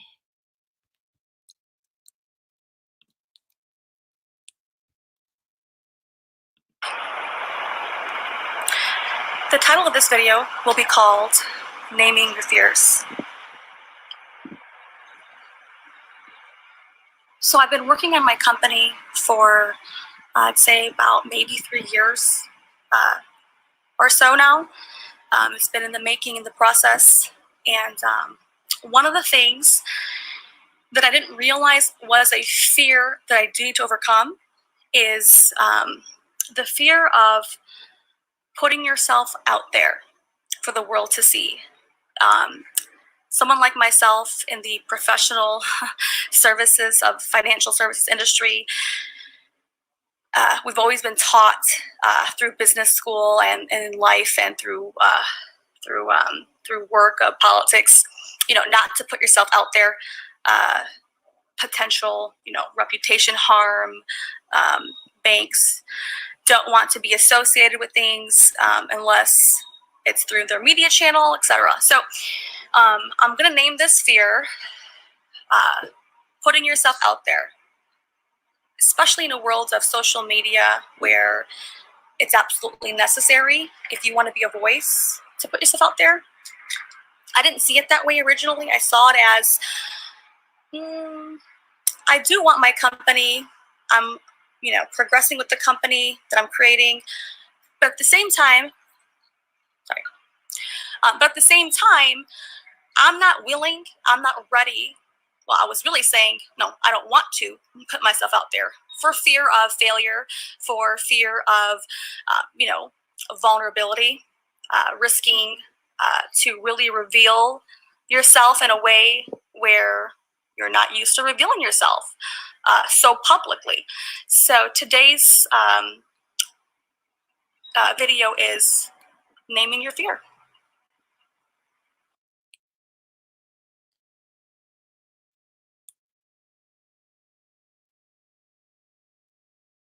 Okay, that's it. That's it, guys. No. Asking questions and staying curious has so many monumental benefits that I'm going to begin to go into, but I want to just go off at a slight tangent here about how much we as humanity, individuals, should really continue to push this for generations below us and even ahead of us, because really we never stop growing, we never stop learning, and we always use our own internal discernment to navigate this world. So I highly do recommend for those who do really want to see this world get to that next edge, try Vanity on just for a little bit. The ability to stay curious affects us in all areas of our life. Okay, let me figure out how I get out of here now. Okay, let me see how I get out of here.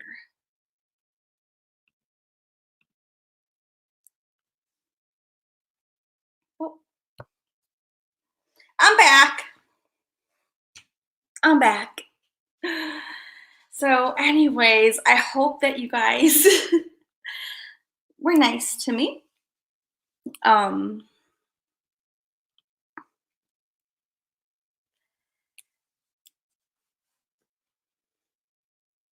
Yay! I'm back.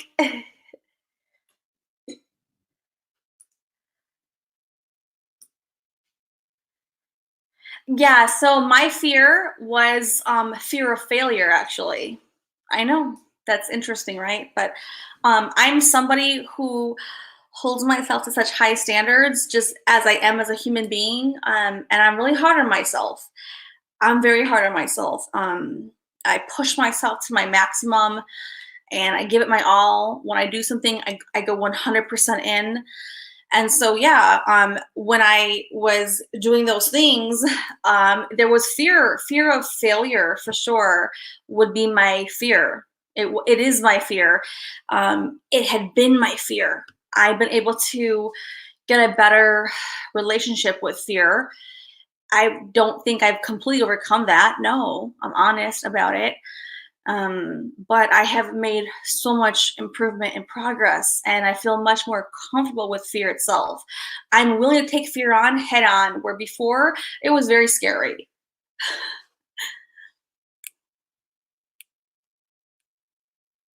I mean, yes. So Thank you, Lauren. Lauren says, you still seemed very professional. Thank you. Thank you. Oh yeah, I was first of all, for those who don't know me, me and the live streams has been a growth experience because for my family, my friends, unless I have a very close relationship with somebody, like a very, very old, like long-term friend, they'll know my goofy side. But for those in like the last 10 or 15 years, the professional services industry, the business and the banking element has, first of all, it was very stressful, very demanding, very profitable, and very lucrative. But the exchange that came with was a lot of pressure and a lot of responsibility. I mean, life, there's a lot of responsibility, but it came with a different magnitude. And so once I began to like surrender, you have no idea. Like I am way more relaxed, way more relaxed. My family and my friends, when they noticed it immediately, like especially my mom, she's like, "Oh my gosh, you're so, easy, adaptable compared to before." Because before, I was kind of like a drill sergeant to my own self. I was a drill sergeant to myself and to those around me. Okay. But I'm much, much, much more relaxed these days. Like this has been years now. So, and not only that, yeah, I don't know, just that, yes. Hey.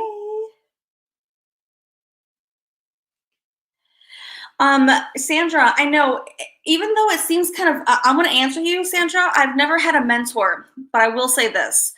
I have mentored myself for my whole life. Now, I know that seems like, for those who don't understand that, it seems far-fetched. For me, it's very real. I have mentored myself through the most trying of times. I have been my own coach to myself my whole life, like childhood, adolescent, young youth, and then young adult, and into adulthood. I wish I had mentors, like real mentors.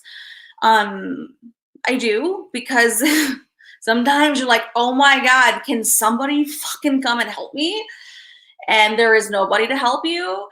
I've learned early in my life that there is no one coming, okay, guys? There's no one coming. And so, and it hurts my heart to know that many people probably are hoping that someone will come for them. I learned early in my life, no one's coming. Even your parents are not going to come, okay? And there's nothing against them. There's various reasons why they may or may not, but the reality is that no one's coming. And I had to teach myself early in my age, very early in my life, that I have to figure out my life, and no one is going to tell me, to guide me, to show me the way. Now, I'm very blessed that I have a good head on my shoulders.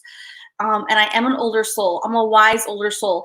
So I think I had a couple of things that helped me, because if, let's just say I did not have the wisdom and the insight and the fortitude early in my life, yeah, I'd probably be a disaster given like my, like the circumstances, So, yeah.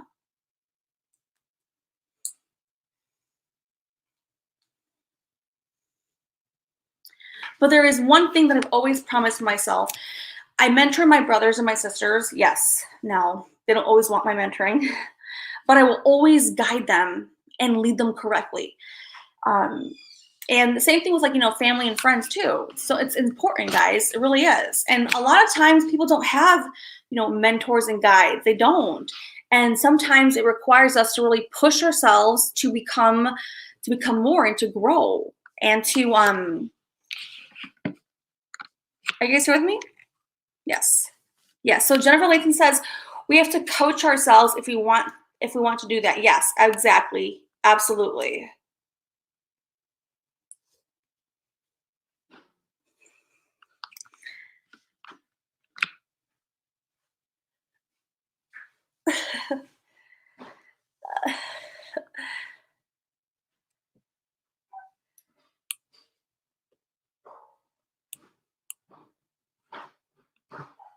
Hold on, okay, guys? Let me make sure I have this there. Yep.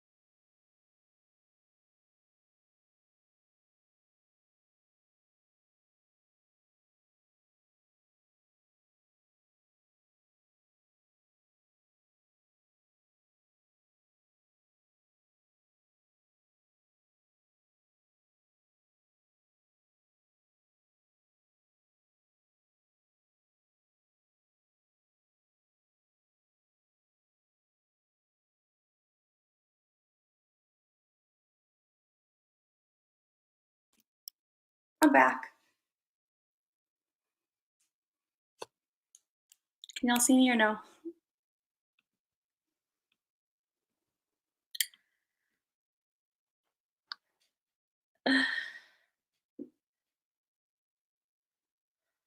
Oh, Jennifer Layton, I'm so sorry that happened.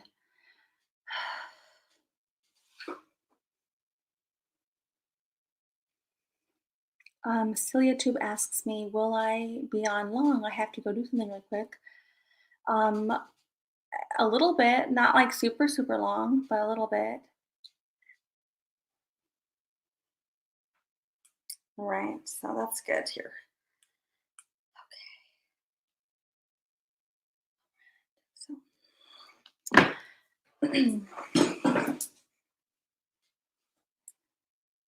can you see me or no? No, he was out. He was in it. Oh, that's very young. Oh, that's so young. Oh, that's so young. That's so young. I mean, God, it hurts my heart. It's very young for anyone to pass away at that age. That's very, very young. I mean, to me, that's young. Of course, there's younger people who pass, but that's young. I will send prayers for him for sure, for sure. His family, his family. Oh gosh, it's sad. Very, very sad. Yes, I know. I agree. And that's why I always promote just discussion topics of like self-awareness, because let's just say you're a wife to a person, to a husband or a family, and you're, stressing out about whatever it may be. We don't know, you don't know how much pressure that is putting on a person's shoulders. And the last thing anybody wants to do is push somebody over the edge, right? Now, some people are more expressive about their feelings and some are not. The ones who are less expressive about their pressure and their pain are the ones that we don't know if that could possibly happen. That's why it's so important to be in tune, guys. Be in tune, have awareness of the realities. That's a big situation. That's not a joke. I know that. So you never know. You don't know. You don't know if that person is on their last edge, their breaking point. We don't know where they're at. We cannot know, right? That's why it's very important, guys, that we do handle things. That's why it's important to know, well, it's important to have a higher integrity and higher character. When you hold yourself to higher standards, then you are less likely to impact people in that possible manner, right? So you always hear me talk about my channel, character, and integrity and respect, because that's my standards. That's why we have a zero tolerance for like trolls, zero tolerance for trolls. I'm not going to play that game. I don't want them to even think. We don't play that game here. No. I don't even want them to even play or have the idea. We're not doing that, okay? It's so important that you do take control over your experience. And the channel is my experience here, so I take control over that. But in my real day, everyday life, it's so important that you do the same thing. I do that, but of course, you guys are all experiencing different things at different timelines. Be conscientious, guys. Be careful, be conscientious, and hold the space for people. So I'll give you a good example. Well, that's a bad example, but a general example would be hold the space for those without knowing what they're going through. So rather than be triggered, rather than being like jumped into something, we don't know what people are facing, and there's no way to know. No way to know. So it's more important that you hold yourself accountable for who you are in this world. Hold yourself to higher standards. Who are you going to be? Wait, let's pause. Who do you want to be remembered for? People remember people based on their character. Okay, guys, I'm going to remind us here. So when something happens, whether it's a problem or if a death takes place, people know who you are based on how you show up in this world. Don't make any mistake of that. People know who you are based on your actions, how you show up, and where you participate at. So, no offense, but if you like drama channels, people know that. So don't be mistaken, okay? I'm not calling anybody out, but I'm going to keep it real, okay? People know. They know, okay? People know how you react, how you show up in this world. People know in your real life, your family and your friends, they know what they can get away with. They know what they can't get away with. And at the end of the day, when it's all said and done, what do you want to be remembered for? Do you want to be remembered for somebody who just continued to protagonize and antagonize a problem? Or do you want to be known as somebody who rose above and showed respect, even to those who don't deserve it? Just because someone harms you doesn't mean it's your job to go fight them. That's ridiculous, guys. And I know people here, especially, they think that. That is so ridiculous.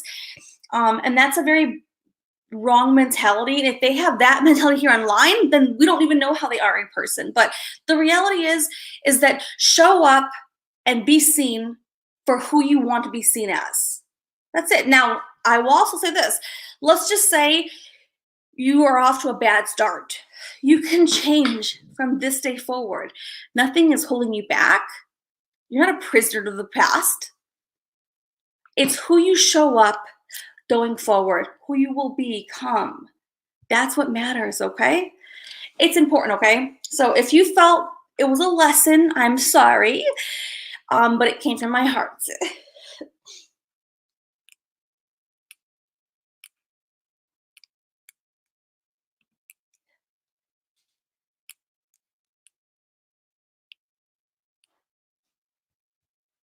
Oh, Jennifer, I'm so hot. Jennifer Layton says, Katrina, your voice and spirit is so soothing. I know there is a reason I found you. Yes. Always a reason. Nothing is accidental. Nothing.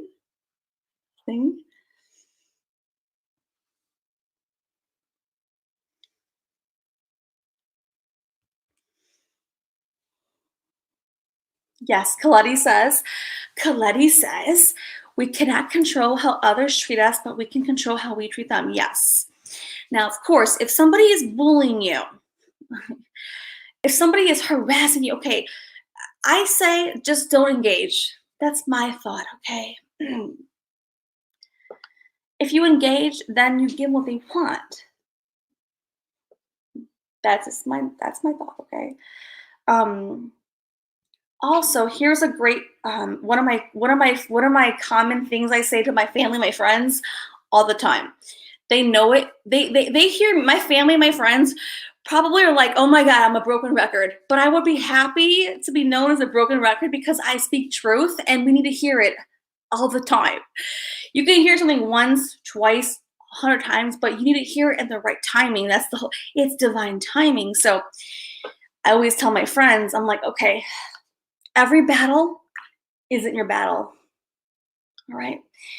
Even when we have people, like I'm somebody who would stand up for somebody who is being bullied. Yes, I would be.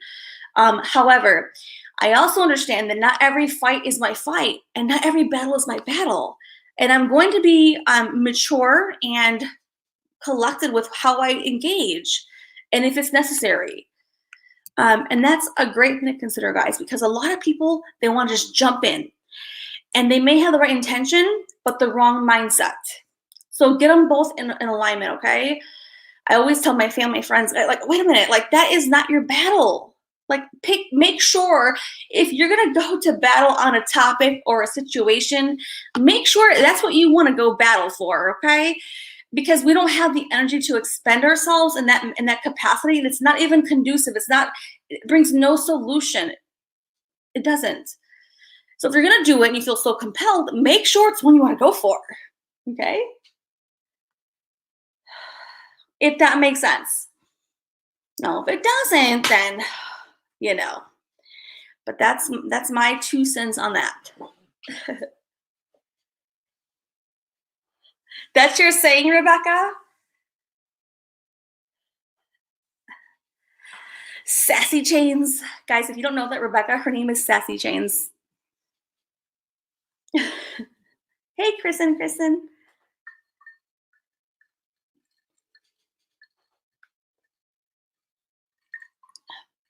I always tell people who are part of my little group, we're a small group, okay, guys? We're a small group. And my intent never changes. Like, nothing that I do ever wavers. And I'm proud that who I am here is everything I am every day to people and friends. And it's true. I asked one of my best friends from Chicago, I'm like, you need to come on my panel because, you know, they probably don't believe me. They do believe me. I just told her that. She's like, what? Are you kidding me? I was like, I was just playing with her. They don't. She's like, are you serious? I'm like, they don't. I was just playing with her. I told her, at the end, I told her I was blank. She's like, oh my God, I will. But I want to do it in person. I'm like, in person? She's like, yeah, in person. I want to come on the camera with you, like next to you. I'm like, we're not going to fit. You know, I'm big right now. She's laughing. She was laughing. But anyways, I was sidetracked. But she was the one who told me, you know, your family and your friends, they know you the best. They know who you are offline. And so initially I was uploading videos, which I preferred to upload videos because I want to be concise and to the point with whatever I'm going to say. And then when I began the live streams, I was nervous about the live streams because I know I talk really fast. I'm from Chicago. People from up north talk fast. And then I talk extra fast. But my family, my friends, they know I always have talked fast. But I know people online who don't know me, they might find that a little peculiar. She talked really quickly. But I've always spoken fast my whole life. It's because my brain thinks super fast and I speak super fast. And when I'm with my family and friends, they get me. We're all on the same page.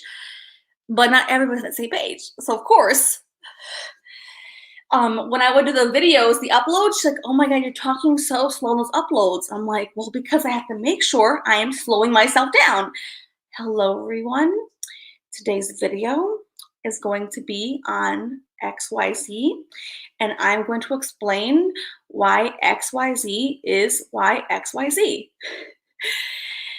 Which were still really great videos, okay? But then she saw my live stream. She's like, oh my God, do that more. Do that. I'm like, no, I'm embarrassed. I can't even watch myself in the live stream replay because when I hear myself like go all out like that, I cringe. I cannot play it back. I cannot hear myself. I just can't. Please, no.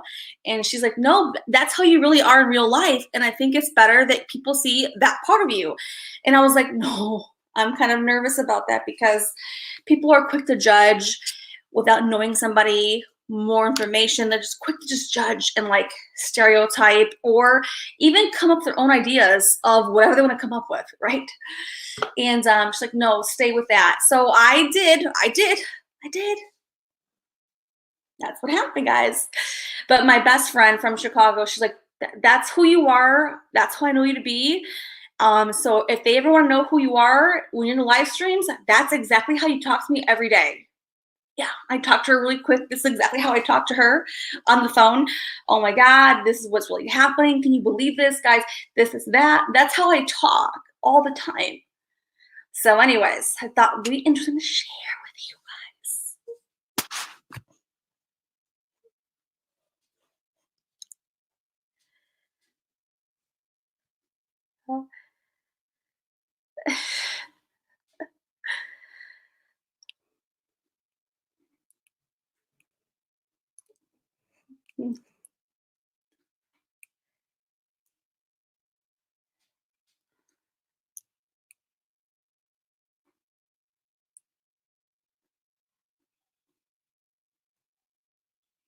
Aw, thanks, Coletti. Thank you, Coletti.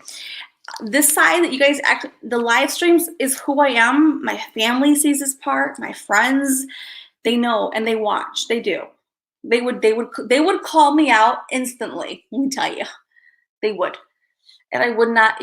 That's not my style, anyways. So they know who I am, and they also know I'm a very deep person, and they know I don't like surface level conversations. They know. They know. You can't talk to me about surface stuff because I will be probably turned off. I'll still play around because, of course, we still talk about like basic stuff. Yes. But I want to get deeper. It's just who I am, I can't deny it. And I honor who I am. I honor who I am. And I've learned to accept that it's an intense position with my energetics. I know. I'm conscientious of it, but I still honor myself and I'm willing to be myself. I continue to do it. And so even like when I covered Gannon's case, for those who don't know me, that was a big out of my comfort zone position because for many reasons. I think the reasons were very evident and obvious along the way. I had to expose myself more in real time and be okay with that. And then also know I would be ridiculed and be up for, criticism, extreme criticism, I didn't anticipate that much criticism. I did not anticipate that much, but I did. I got a lot. I got a lot. But I never, not once, wavered with the information, and I never, not once, doubted myself. So I always felt in alignment and held myself to high standards. And so I trusted the process because I knew it was true. That's who I am. So I will always be who I am. And that's what happened. And so, yeah, it was very, very uncomfortable, but I did it. I pushed myself to do it. So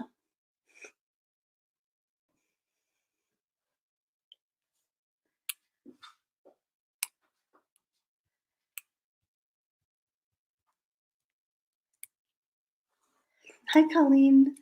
Hey, see my tutu.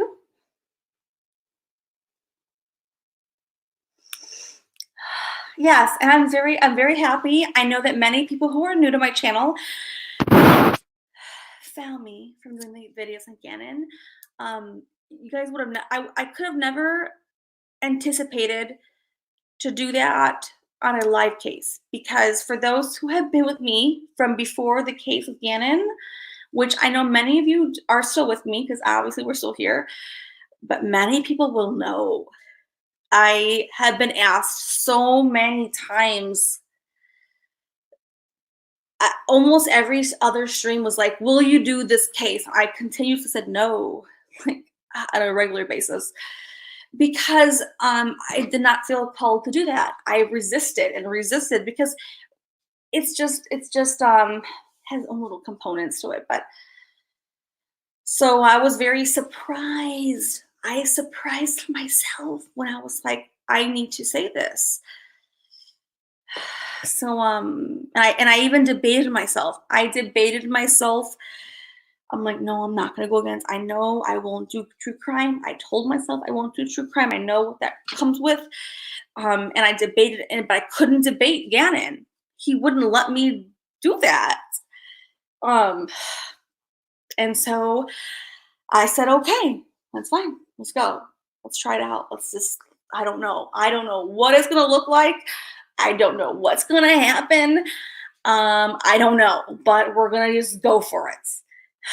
That's exactly how my heart felt and how I did that. So that's it. That's what happened. That's how it went down. There's no surprise. There's no mystery. That's exactly what happened.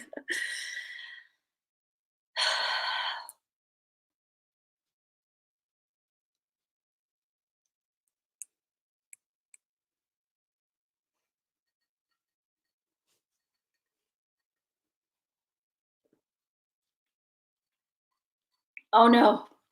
Tara Marie. I don't pretend on camera. I don't think anybody can pretend. I do long, long, long live streams. So if anyone's pretending after all those hours, I don't think it's possible. It could be. There are some master, like, like Letitia. She's a master manipulator. So I don't want to say it's not possible. It is possible. It is. It is possible, but yeah.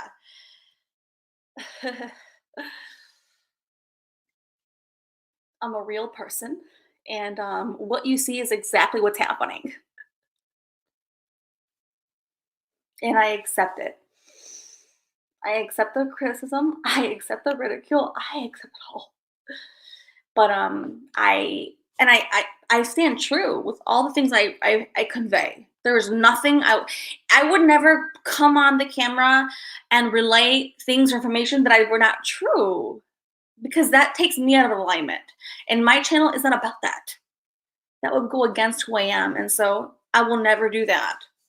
If I don't feel a connection, I will not cover it. I can't. I just can't, So, and I'm never going to, like, the best way to say it is, like, whatever comes through in the readings is what comes through. I can't make more come through. Would it be entertaining or interesting for more to come through? Maybe, but I can't make that happen. Like, that's not possible for me. Whatever insights come through is what comes through. And I know that there are people probably who, like, just, excuse me, enhance or fabricate. I don't know. I speak for myself. I cannot do that. So sometimes what comes through might feel evident. Sometimes what comes through we don't understand yet. Sometimes whatever is revealed is whatever is revealed. I don't get to pick and choose what comes through. That is not how it works. And for anyone to tell you guys that's how it works, that is a ridiculous statement, okay? That's not how it works ever. You don't get to, like, pick. And you don't get to, like, determine how much you're going to get. It doesn't work that way. Any legitimate person who is a true, gifted person knows that. So that's my thoughts, okay? I don't talk negatively about anybody else. I speak for myself. And I'll tell you exactly how it happens. You guys are watching how it happens here live. Like, that's why I do it live stream. There's no me processing and I upload the video. You are watching everything happen. And yeah, I watched my videos and I'm like, oh my God, I look really creepy. Take the video down. Don't do that. I look creepy in the video. Because sometimes I'll watch myself, the parts of, like, when I was in Letitia style, it was a heavy energy and I saw my eyes, like, roll back and I was like, oh my God, that looks so scary. Of course I kept them up, but I can't watch the replays. Cannot watch the replays. I can't. I know what happened already. I can't rewatch it. But they're not always flattering. They're not always physically flattering, but I honor the process. You know what I'm saying, guys? I honor the process. I honor it, even though I look horrible sometimes, unflattering.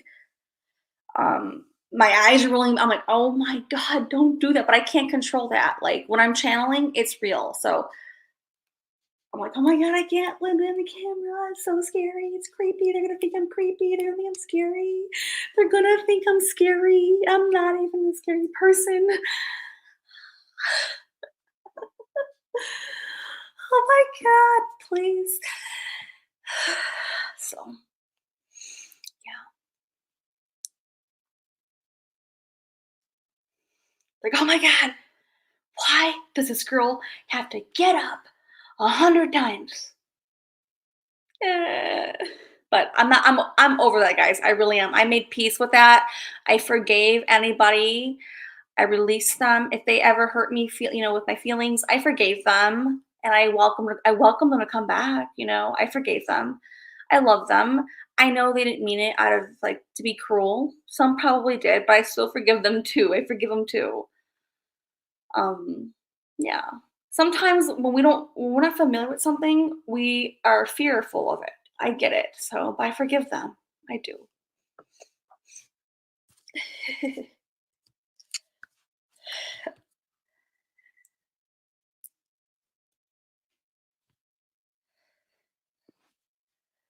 Oh, Kaleti, I would say like at 5.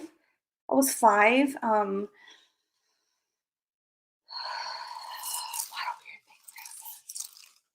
A lot of really weird things happen, and I was able to evolve the gifts because, or not evolve the gifts, evolve the experiences, not the gifts, evolve the experiences because when you're younger and these things take place, you don't know any better because you're younger. You don't know any better. Like no one, there's no blueprint, there's no book. Hey, you do this. You no, no, no. And my family, I was born and raised like Roman Catholic, so they're like, oh my god. And nobody in my family,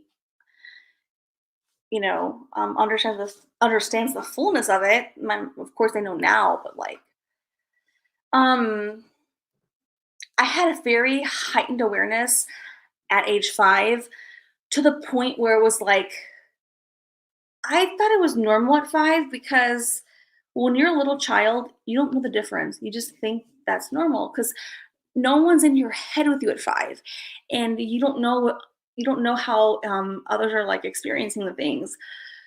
I definitely understand now, and over the years, back then, um, I have had hyper awareness, super heightened awareness, hyper awareness, almost it's unpleasantly. I know people say they're intuitive, they're empathic. I am too, of course I am, but I am saying on the highest levels where it's almost like inescapable, which could be unhealthy. So there was times it's like back away, step away to still maintain a healthy lifestyle too.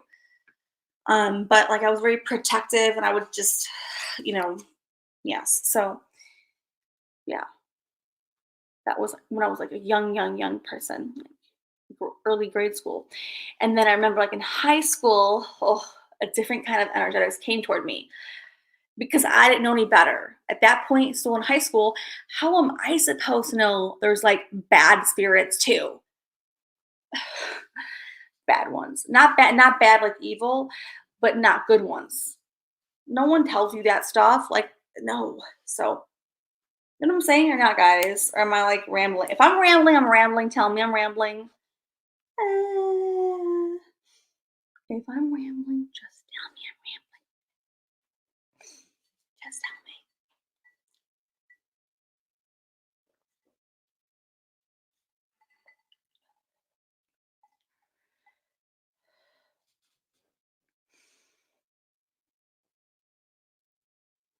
Hey, Lisa AJ. Lisa J. How are ya?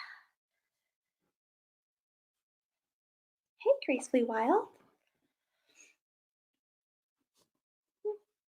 You're like, I could share some scary parts, but I don't want to scare anybody. I don't want to scare anybody. So I don't want to bring fear because that's not the purpose. But when I was, younger, of course, I don't know that they're not good. I just know, when you're younger. So here is how you know. Let me explain this first. So when I hear people talk about paranormal, now, if I hear someone say paranormal, I know their level of understanding. I'm not going to be rude, but I know their level of understanding. I do. 100% hand. I do. Yeah, when I was like 16 and 15, yeah, it was all considered paranormal to me. Of course. That's an amateur person who's going to use the words paranormal. I'm not against the word, but there are many delineations of what is really happening. Now, I learned this over my own real life experience because I had to deal with it, right? Now, for people who don't know about the way the spirit realm works, yeah, somebody who's amateur, not really versed in real things, will say paranormal. No, No. I mean, yeah, you can use, I will use that word, but that's like a very vague and inappropriate word to really distinguish and classify what is going on. Okay. And I know immediately when I hear people say paranormal, I'm not against it. I'm not hurting. I'm not coming for them, but I know that they're nowhere near. I'm not being ugly. They're just not. They're very basic. They're nowhere near truly in tune. Okay, plain and simple. I'm not being rude. I'm not coming for anybody. I'm just saying. Okay, because I know the realms, and I know there's just so much more that word does not even come close to what's really happening. And so that's like an elementary word for someone who has no idea what's going on. I'm not going to be ugly, but that is true. Okay, you will hear from me. I will bring you truth. That's not real. I mean, that's not somebody who's very real.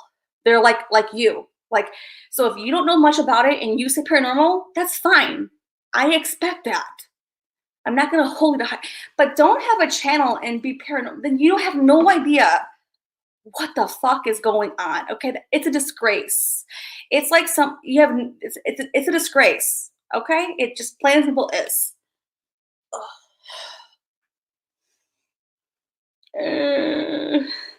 You want scary stories? Okay, I'll give you. Okay, I will give you some scary stories. Okay, I will. But they're more like they're very kind of creepy. Well, they're scary because they were at that time scary binders, but okay.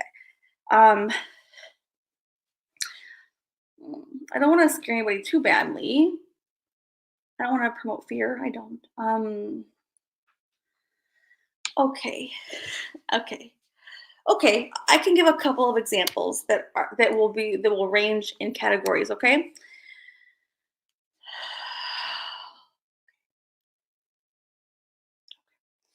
I was like 16 years old, and I was laying in my bed, my family's house. No one's awake. If you don't know me by now, I was a cheerleader all of my life from like third grade throughout high school, throughout competitive cheer. So I would stunt and tumble. My point of saying that part is because I was 16. I think I was maybe it was 15. I was a freshman. But see, I'm a November person. I'm November, so I may have been older than most of the kids in that grade level. The point is that I think I might have been freshman year. I was freshman year, but I was probably a little older. Anyways, I was tumbling, and so of course we were doing the whole routine. One of my arms gave out, and I hurt my neck, so I had to have a neck brace for like maybe a couple of weeks. No medication, but I had a neck brace. I could not go back to the cheer camp, whatever. I went to the high school to do the cheer practice. My point in saying the story is that I was laying in bed, no medication. I don't like medication. Laying there, not a full brace, just like keep your neck in one spot so it can heal and like not move it around. Not a full brace. It was like a foam, nothing very big. Anyways, I was bummed because all my friends, were, practicing. I was a diehard cheerleader, competitive cheer. I have all my videos, all my tapes. I have all these trophies. Yes. My point is that I hurt my neck, so I had to take a break, unfortunately. Anyways, so I had spent a lot of time in my room. I was like, oh my God, this is so boring. I hate this. Anyways, and a couple of things happened that week that I was like forced in my bed. Now, I remember these things happened before when I was smaller, but again, when you're growing up, you're kind of like living life, and so things are moving. So you have less time at that age level to really sit and not think or like not, when you're like a high school, a 15-year-old kid, like you're not gonna just sit there in silence, but I was forced to. So anyways, are you guys with me or not?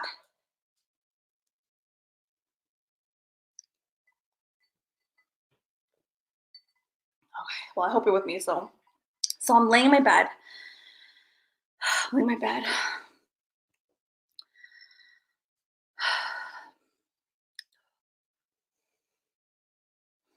Oh, okay. There's a couple things that happened. That week was a lot, but let me say which ones first. They were all together, but mm, I'll say the nice one first. So I'm laying in my bed. I'm 15ish, maybe 16 almost, and I'm hearing children. Now, I recognize the children because I remember them when I was like 5 and 6 and 7 and 8, but I had not heard them for a couple of years. You get busy in life, you kind of like block them out. I blocked them out for, then I was there and they're like, help us, we're here. And I was like,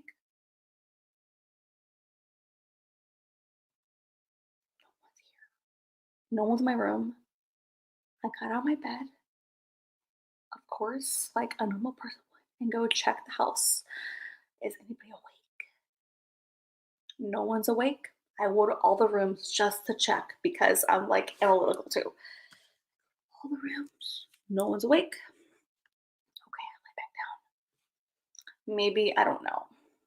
You tell yourself these things, even though I know what's happening, I still tried to convince myself that it wasn't because, I don't want to panic myself. Plus, no one in my family knows what's going on.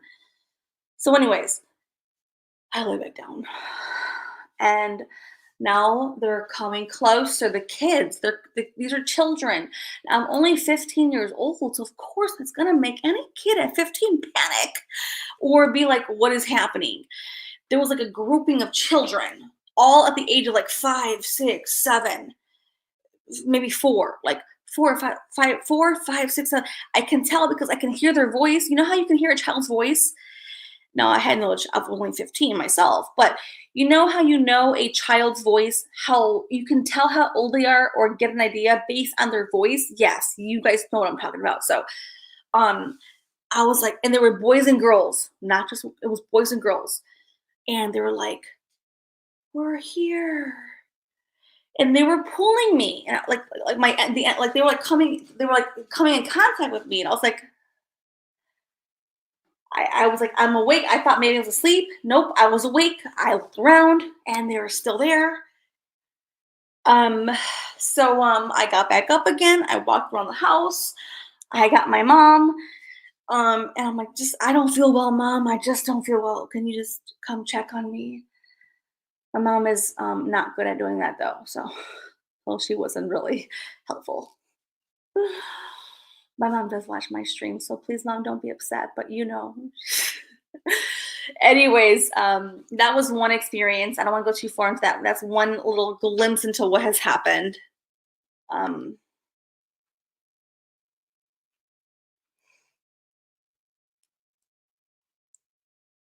Okay.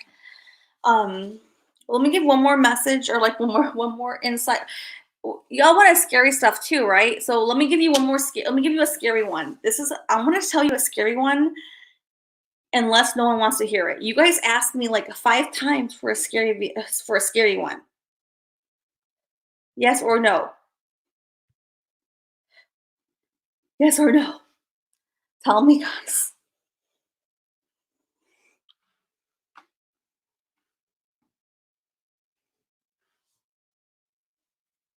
Yes, no, maybe so. Tell me.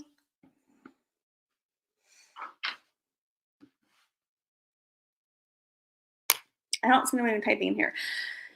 Do y'all still have a scary story or not? You guys were the ones who begged for it, so I don't want to like go, like I was prepping myself for the scary one, but I don't want to do it if you guys don't want it either. Holy hell, help me out, God, help me out, oh, God, please help me.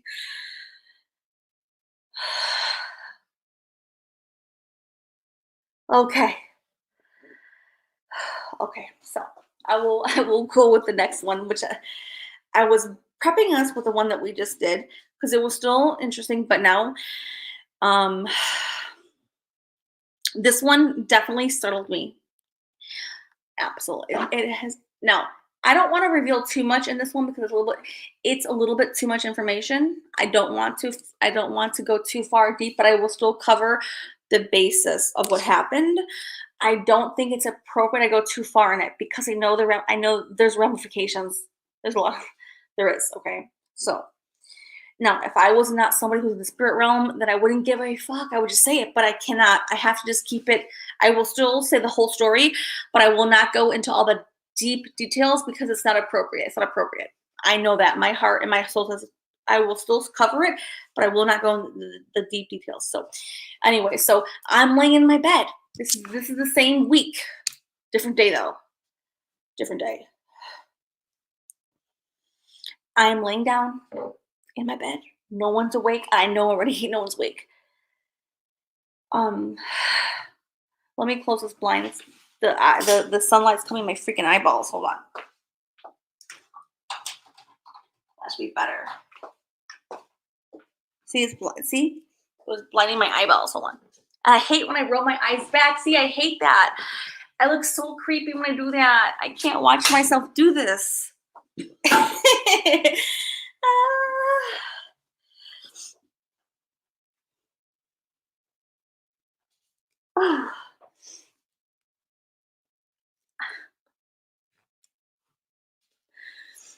I closed the blinds already, so now I'm back.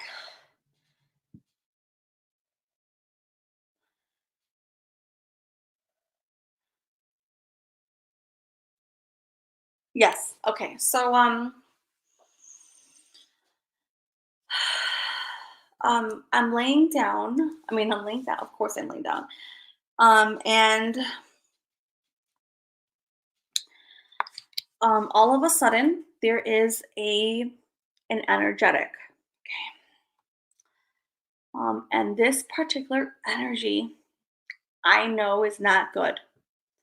Now, I'm only 15, so at this point, I'm not that well versed in like understand the differences. I still can tell good and bad and weird or like neutral or uncomfortable. I can still tell, but I don't know what to do about it because I'm 15. You know what I'm saying, guys? I know now these things will not happen to me anymore. I'm going back to the past. So I was like 15 and I know there's an energetic around me. And it's very not nice. And it's not nice to the point that it feels like a slithering snake. I called it a snake. I did. I was a child. I was like 15. I'm like, oh my God, why is this snake-like energy slithering around my body? It was so disgusting, scary, and disgusting. Okay, to be 15, it's disgusting and it's not appropriate. And I know it's there, and I can feel it, like, and it's slithering all over my body, like around my neck, around like my genitals. It's not appropriate. Okay, it's not appropriate for a 15-year-old child. No, it's not. But I don't know why and what's happening. I know what's happening, but I don't understand what's going on. I don't understand that part yet at this point in my life. Okay, 15. And it's like slithering around me, and it's communicating with me. It is. Yes, it was. And it knew that I did not like it, and it was like gonna still do what it wanted to do anyways. And it was being very sexual with me, which I definitely did not like because that's not appropriate, guys. So yes, it was not a very good energy, and it had not good intentions. And I felt helpless at 15 because I knew what was happening, but I did not know how to like control or prevent or to take command. No, at that point, I was a little child. No, I did not know how, but I did not like what they did. You know, I did not like what they did. They were not nice. They were not nice and not good.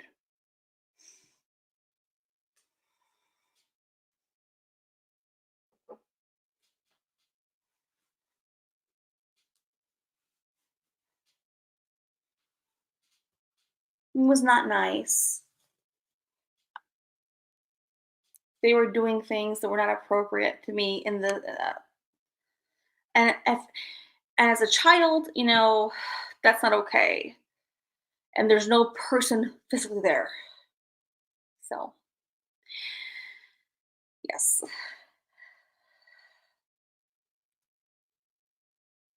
To me, that's very scary. So maybe to you guys, it was not.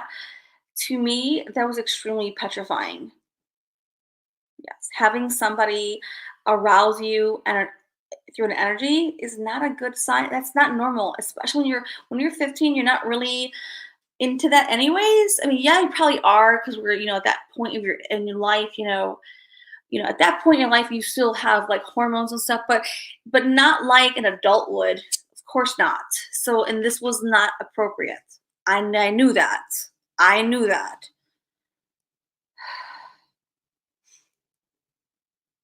So.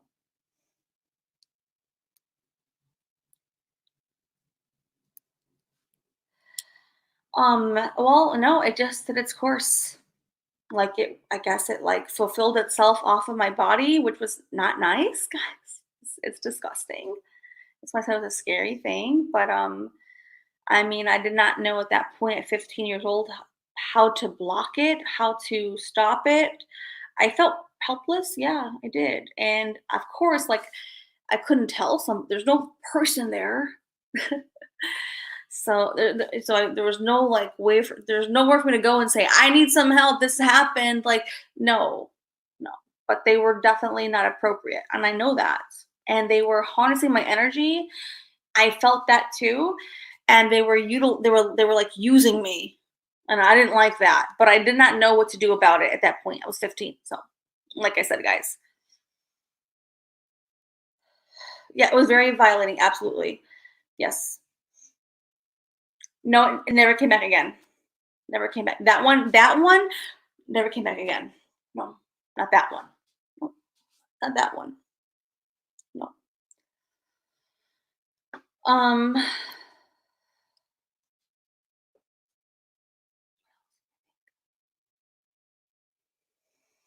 um, I had like encounters where they were like a nuisance, if that's the best way to say it. Like they would purposely just annoy me. But again, I was a child. I feel, when you're like in high school, you're still a child. To me, if I have a son who's 11, but he's not in high school yet. Anybody who's not an adult, that's still a child. So even if the spirit is being a nuisance to you, it's still not appropriate. I feel like it's not because a child would not know quite what to do or how to understand it. So I felt like it was still a violation of like one's like natural like normal state of being. But they would like just be a nuisance to me, like um, mess with me on purpose. Well, I didn't like that.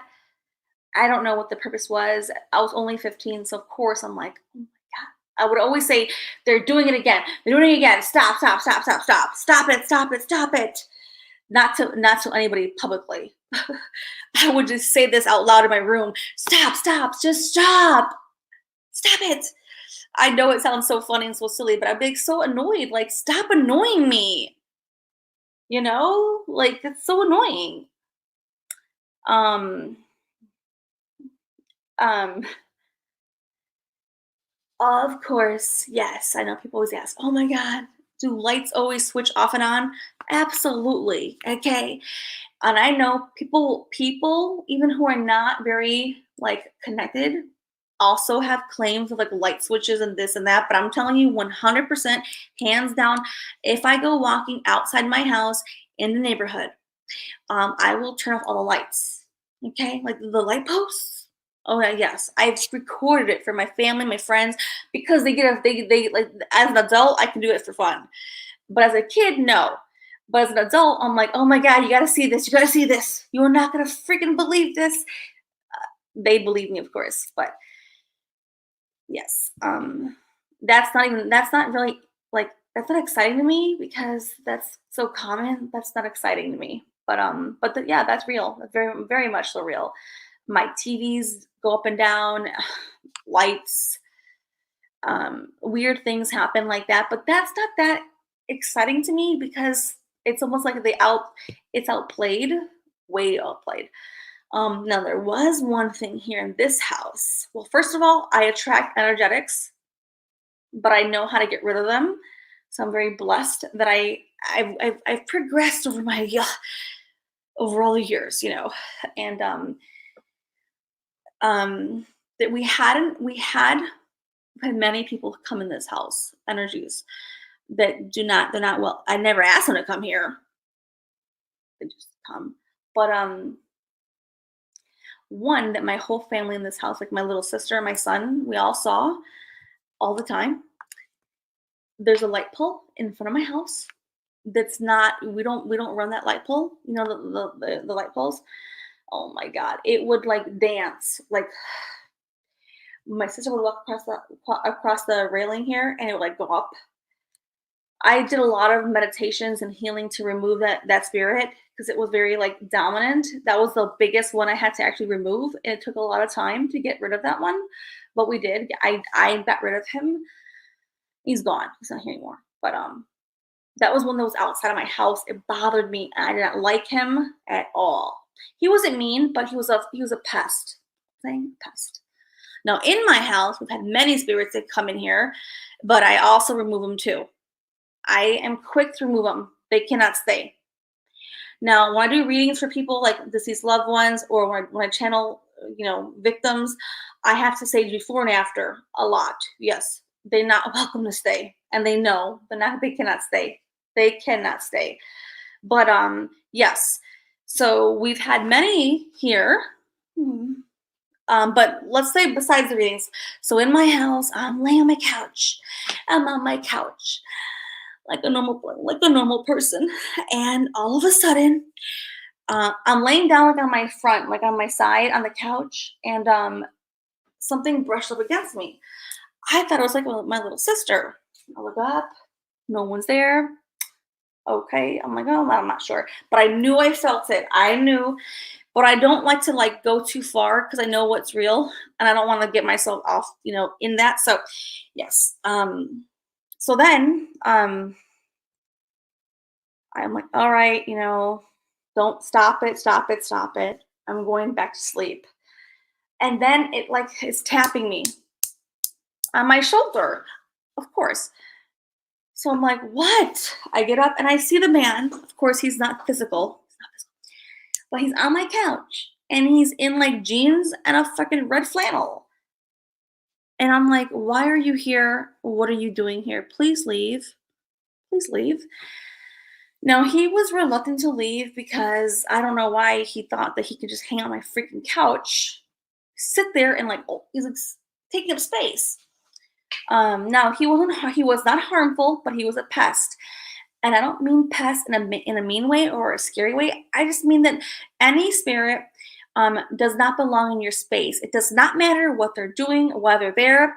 No, I promise you that no spirit is supposed to ever be in your home or having any space in your house or your experience at all.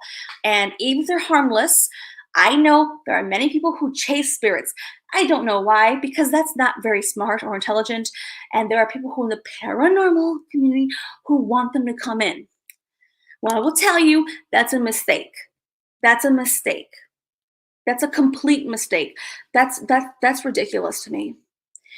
You don't know what you're inviting in your house, and why would you want that in your house? Okay, even if you go out and go to a place and go get them, no, you don't want them following you. That's not appropriate. That's not normal or safe for anybody. I know people go chase these things. You don't want them. I promise you, as somebody who's a higher consciousness, you do not want them there because they're not going to bring you any benefit. If you want just to have fun, go find a different hobby, please. Okay? That's why I can't understand the people who just do paranormal, like to see, because it's a real situation. You don't fucking need you don't need any devices for that. I don't even have devices in my house. Okay? No. That's just my thoughts, okay? I'm not being too harsh.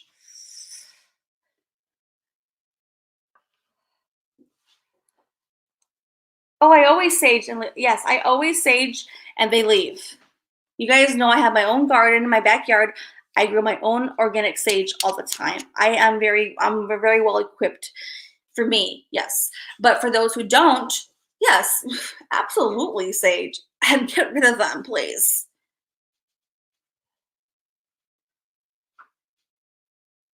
No, I know people think it's fun to chase the ghosts or to chase the paranormal. I have a different feeling, probably because I'm in a different experience of that world. So I would never advise anybody to even play games like that. That's me though. So don't be upset with me. If I have an opinion, it's a strong opinion. You will never catch me playing with anything like that. No, because I know the realities of it. And like let's go back a couple years ago. Like maybe 5 years ago, I had dead people, murdered people coming into my freaking head, and I'm sleeping, just going to bed I'm going to sleep like a normal person. Like that's it. I'm just going to like a normal person. And all of a sudden, if they know I'm an open vessel, which I'm not anymore, I'm not. I'm not. But at that point, I didn't realize at that point I had like closed myself up every single time. So they would come and I would be like sleeping and they're like, Sharonda. And like I couldn't help but yes, I heard them because I didn't speak any words. They knew I heard them without me saying anything. Like, you hear me? I know you hear me. I'm like, oh my God. And like, my daughter was murdered. I need your help. Here's a guy. And yes, as much as it would be amazing to be a hero and to find the murderer, as much as that would be for many people's appetite, for mine, no. I'm being honest, guys, okay? That's why I was like, I can't do any true crime. There's no freaking way. I don't want these people coming into my experience. Please, please, please, no. That's not healthy. Not healthy, guys. It's not healthy, okay? Yeah, it sounds fun when you only hear one thing, but you don't want to live like that. Nobody should ever live that way. And if you're entertaining spirits because you think it's exciting, get a different hobby, please. It's not healthy. But yes, I remember the energies would come in and they're like, I know you hear me. So and so murdered my daughter. I'm like, I try not to hear them. I pretended. We know you hear us. I'm like, oh my God, please stop.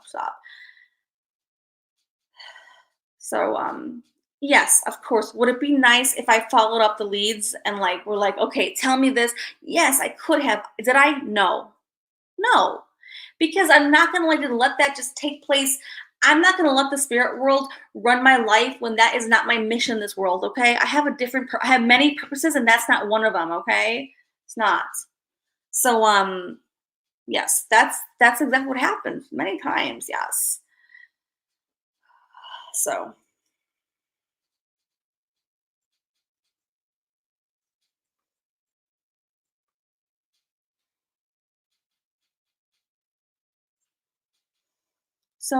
when people are trying to like purposefully like aggravate or like get attention from the paranormal world, I'm like, why would they do that for? That is not even healthy or even safe. It's not, because the last thing anybody would ever want is to like, I don't have the words for it, but even though it sounds interesting and exciting, I promise you, no, not it's now, especially if you are an amateur and you don't know what's really happening, you're gonna put yourself in jeopardy. And that's not nothing is worth being in jeopardy. Nothing is. Nothing is, guys. Oh no, Doodlebug, is he? Oh no. I will text him too. I can text Robbie. I talked to him earlier tonight. Briefly, not long. He has not messaged me back. The last time he messaged me at 4:50 a.m. He was on Lemonade's channel. He told me, like, I'm on Lemonade's channel. I'm like, okay. He must have been healthy at that point. Hopefully he's better now. Hopefully he's getting better. He said at 5 o'clock he's on Lemonade's channel, so he must have been okay for those hours. I hope he's better. Let me text him. Are you okay? Let me call him. I'm worried now.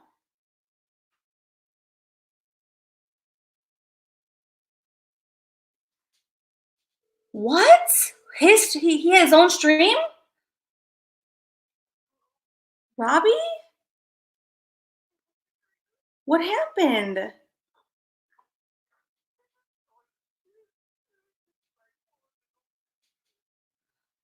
Hold on, I can't hear you. Let me make sure I have this on mute. Hold on. I can't even hear you. Hold on a second.